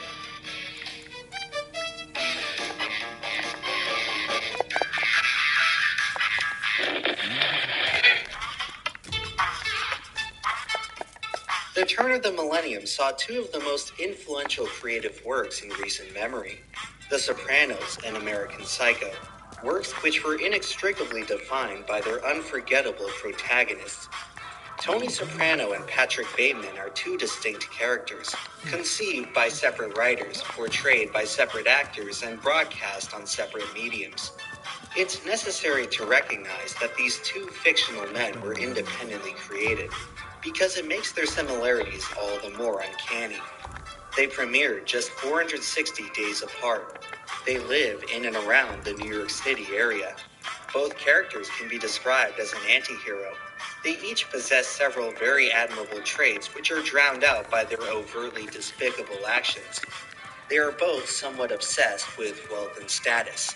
They're emotionally unstable, prone to outbursts of extreme fury. Neither can properly express their emotions to others, and struggle to relate to the world around them.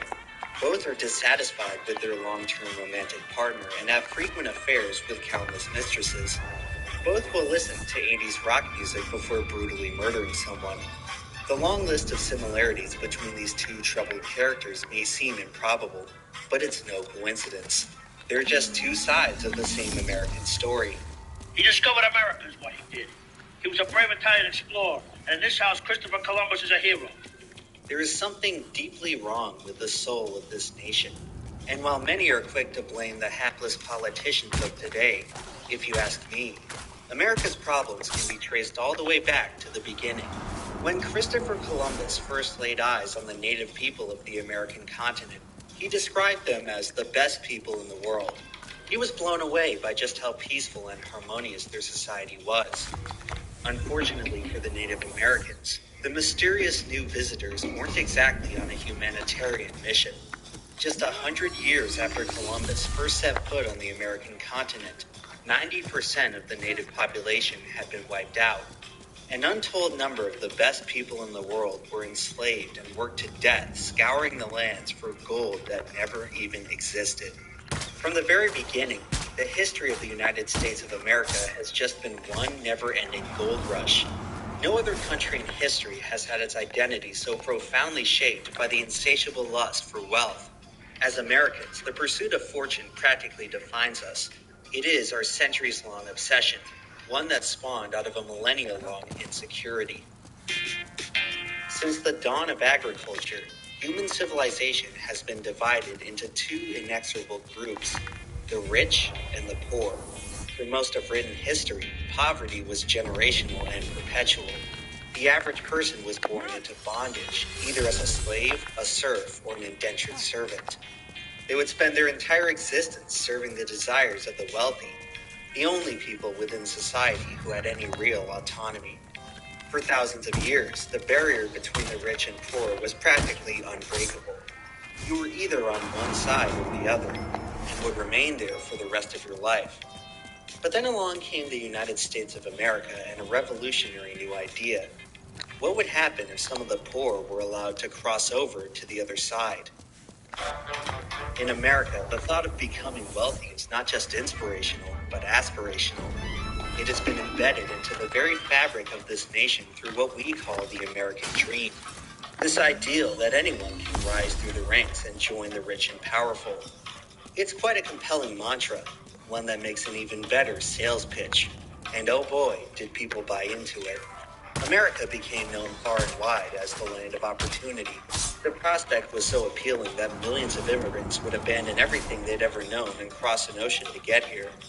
People often wonder what differentiates Americans from everyone else. To put it simply, this nation descended from a population of people who were willing to sacrifice just about anything for a chance at getting rich. And these days, it feels like that chance just keeps getting slimmer and slimmer. While there's been much debate as to whether the American dream is still achievable, few have questioned whether the pursuit of wealth in and of itself is a bridge that's even worth crossing.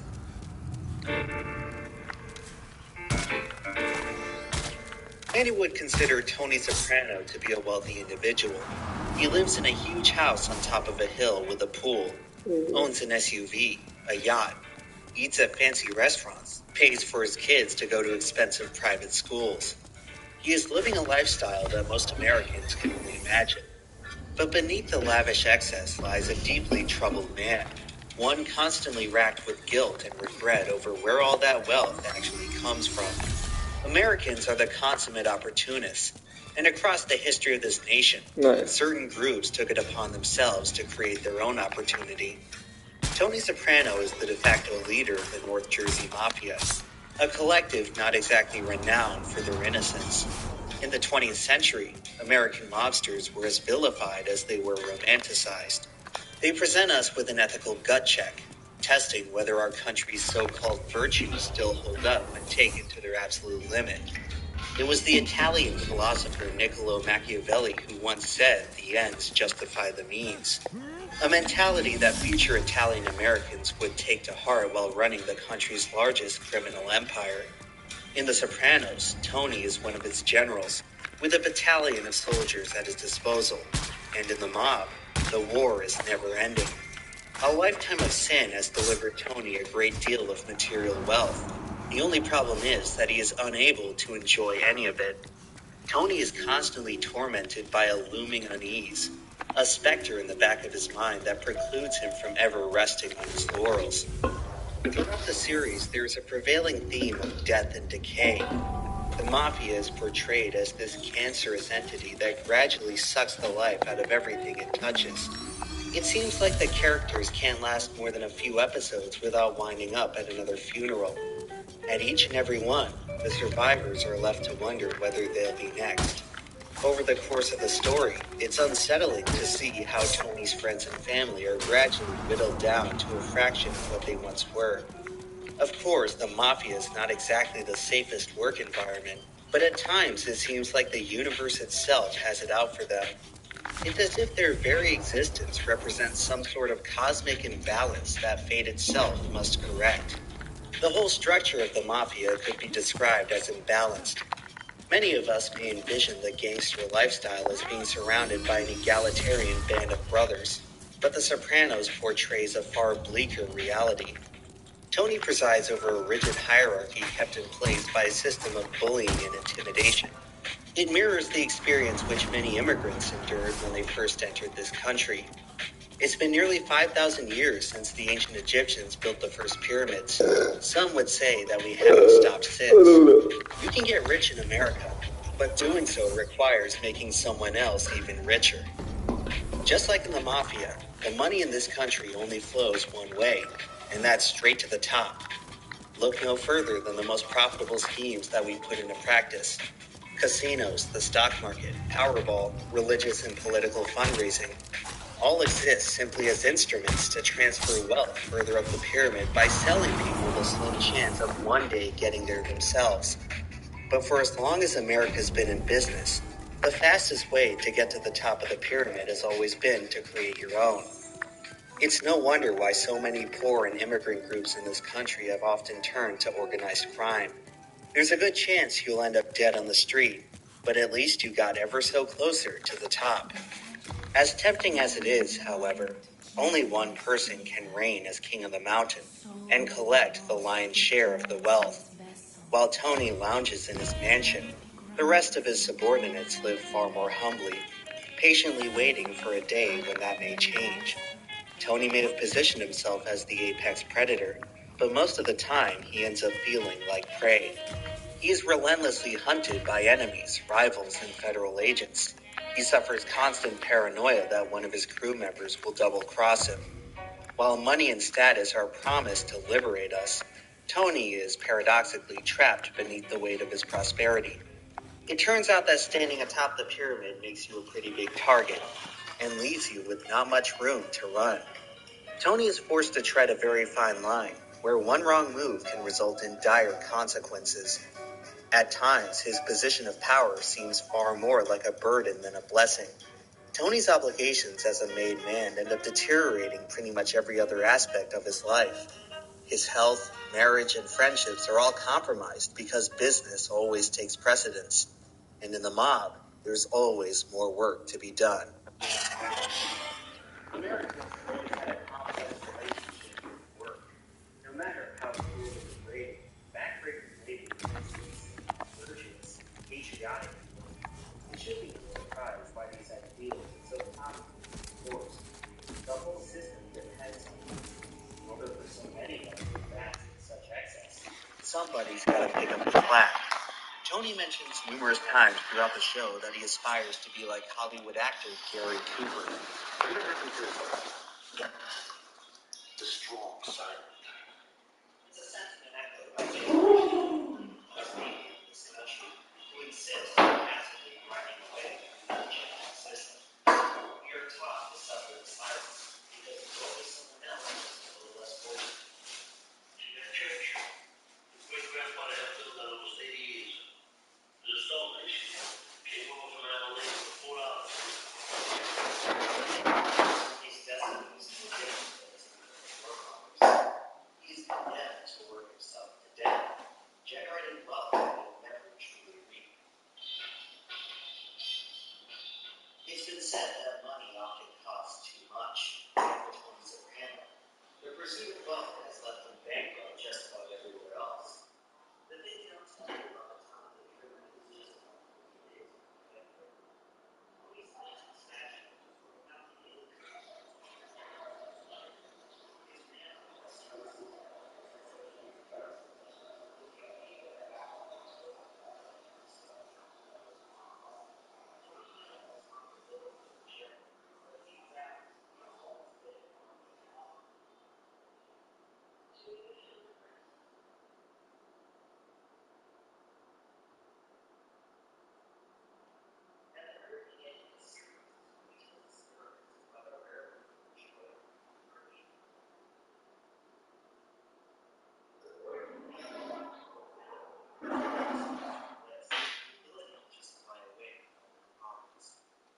just as quickly as they came, they left.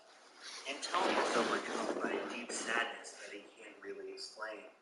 He holds on to a sliver of hope that one day they might return, but they never do. Tony, like most Americans, spends the rest of his life searching in vain for something he lost long ago.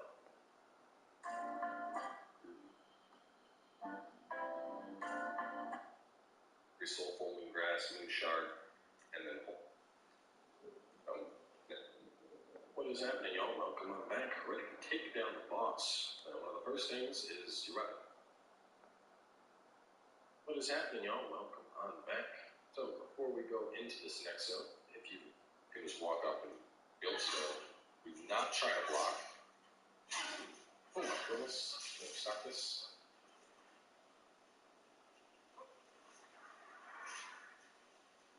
Very good. missed that grass when we were here before. Oh, we're wet tenants. You'll be waiting right there for us to pick up. What has happened, y'all? Welcome on back. It's time to wrap up World 5. Before we do this, I suggest putting on a Ring of Avarice, because we're not going to be in any real trouble in this fight. Make sure you pick up plenty of arrows. You're going to need arrows for this boss. Not as many as I have. Probably, I'd say 50 arrows is good. 50 to 100. But we're going to cheat.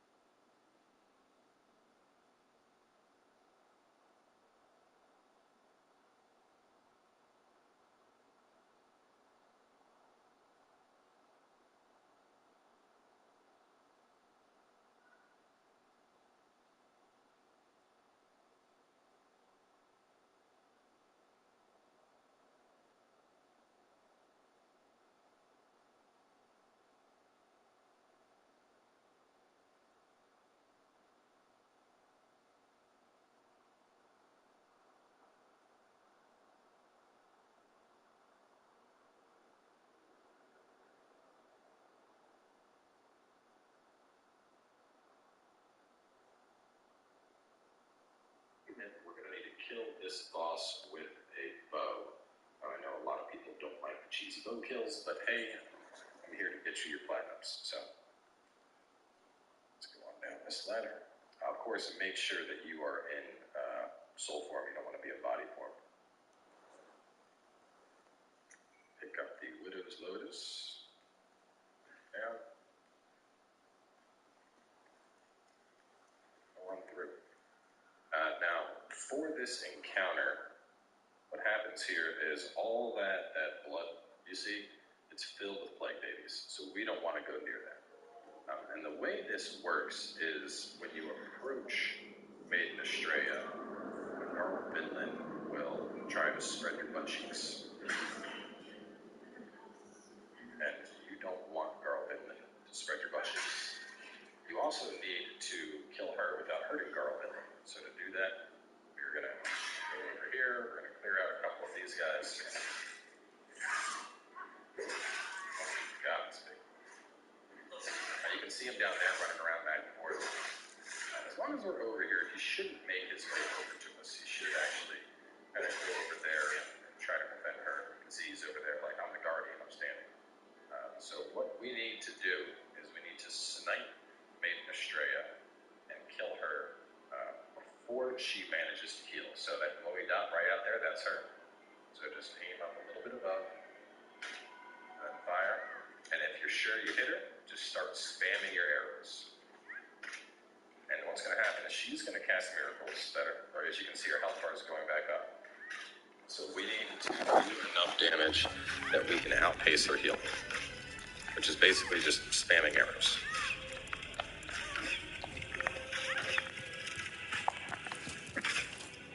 Now you can certainly go down there and try to fight your way past Garl, but if you want the achievement, you got to kill her without hurting Garl.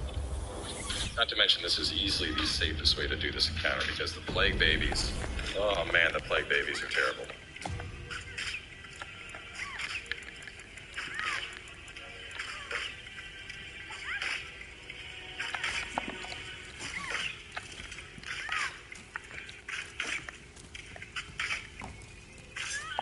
And we got her. This is what we have on the Ring of Avarice, because she's going to die. We're going to get a ton of souls for killing her like that. Ring of Avarice will boost those souls. And there we go, beautiful 28,000. So from here, we're actually going to warp right out of here. So go ahead and use it if you got it.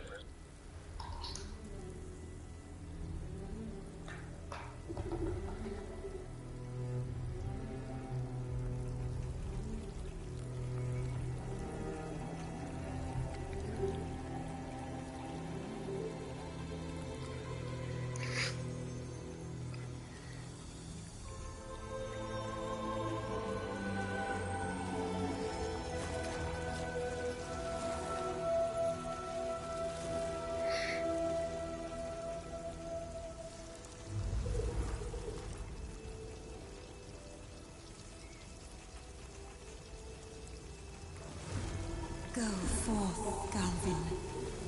May you be unharmed. I love this. I fuck with y'all, Vinland. Arcstone at. There we go. Pop this.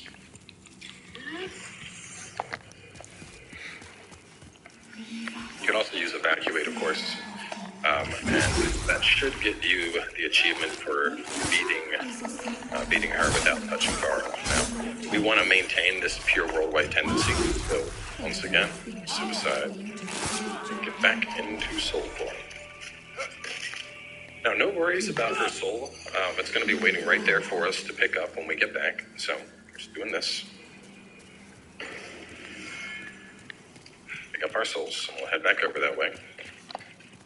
Her soul is actually for 3 different spells. So this is one of those bosses that, you're going to just have to do it. So let me see, do we have any souls to eat? How many level? We cannot. So now work straight over to Sanctuary of the Lost. That is the Arcstone for killing her, even though we didn't actually do anything. And immediately upon getting here, you can see we're already inflicted by plague. Got the Ring of Sincere Prayer, the Pure Bone Demon Soul. We're going to go ahead and put the Sodden Ring back on, since we're going to be walking around this plague area. And we're going to go ahead and right here, counteracts plague. Now, plague really sucks. It takes your health down pretty fast, as you can see. But there's quite a few things we're going to want to do here. I'm just resetting this real fast. The first thing is going to be Black Phantom Garl Vinland. So for him, let's actually go to the Rotting Haven. That way you don't need to work your way through the plague. You notice we also got a ring for killing her, Sincere Prayer, Miracle Power, and Casting Time. And we're going to work our way down. So now that the world is in pure white tendency, we can kill Garl. And in fact, we have to kill a Black Phantom version of him. So what I would suggest doing is buffing up your weapon and then parrying. I know a lot of people aren't comfortable with parrying, but it is by far the easiest way to do this encounter. He will spam and try to hit you. So we want him to do his one-handed attack, and then we're going to smash him. If he does bonk you, as you can see, it's going to hurt a lot. Just back up and get ready again. Oh man, partial parry. Never said it would be easy.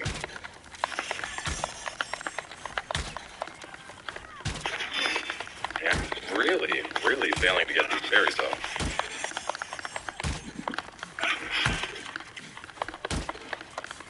Which is disappointing because I did them perfectly the other day.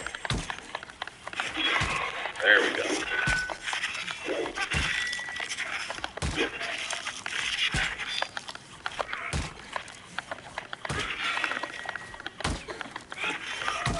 After the first parry, we're able to just clobber him like that. Right, so that's another Black Phantom purged. We're going to send this to storage. That's both his weapon and the Vinland Crest, which we need. This he actually dropped when we beat the boss, and that is his set, the Dark Silver, along with the Dark Silver Shield, which a lot of people consider to be the best shield in the game. High physical resist, high magic resist, and you can parry with it. Very nice shield. Beyond that, we're going to get the loots that are here now. Now, this is going to be a little bit tricky, mainly because we're going, but it is. So we're going to go different step. We're going to get Garl. Not to mention this is easy. Souls for killing her like that. Ring of Avarice will boost those souls. And there we go. Beautiful 28,000. So from here, we're actually going to warp right out of here. So go ahead and use it if you got it. Where's our Arcstone at? There we go. Pop this.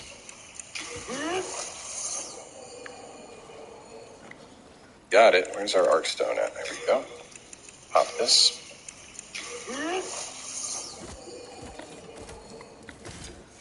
You can also use Evacuate, of course. And that should get you the achievement for beating her without touching Garl. Now, we want to maintain this pure worldwide tendency. So, once again, suicide, and get back into soul form. Now, no worries about her soul. It's going to be waiting right there for us to pick up when we get back. So, we're just doing this. Pick up our souls, and we'll head back over that way. Her soul is actually for 3 different spells. So this is one of those bosses that, you're going to just have to do it. So let me see, do we have any souls to eat? Can we level? We cannot.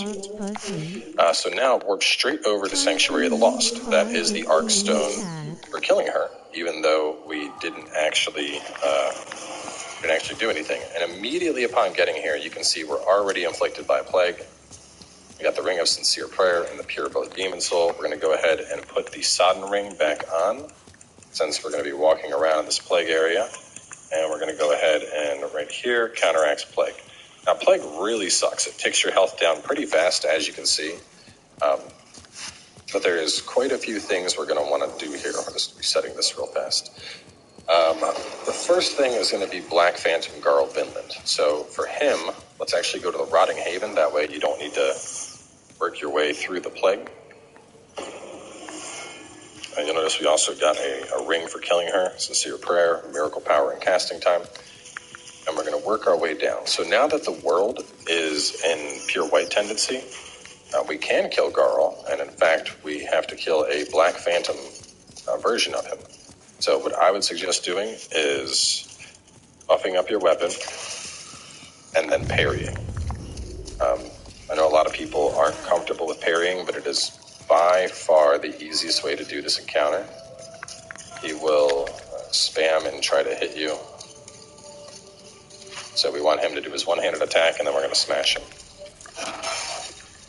If he does bonk you, as you can see, it's going to hurt a lot. Just back up and get ready again.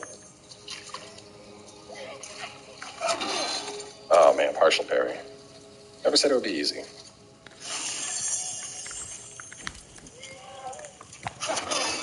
And I'm really, really failing to get these parries up.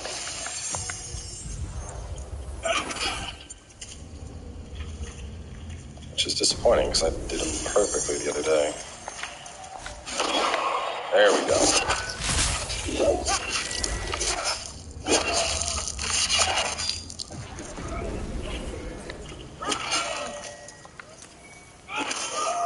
After the first parry, we're able to just clobber him like that. Right, so that's another Black Phantom purged. We're going to send this to storage. That's both his weapon and the Vinland Crest, which we need. This he actually dropped when we beat the boss, and that is his set, the Dark Silver, along with the Dark Silver Shield, which a lot of people consider to be the best shield in the game. High physical resist, high magic resist, and you can parry with it. Very, very nice shield.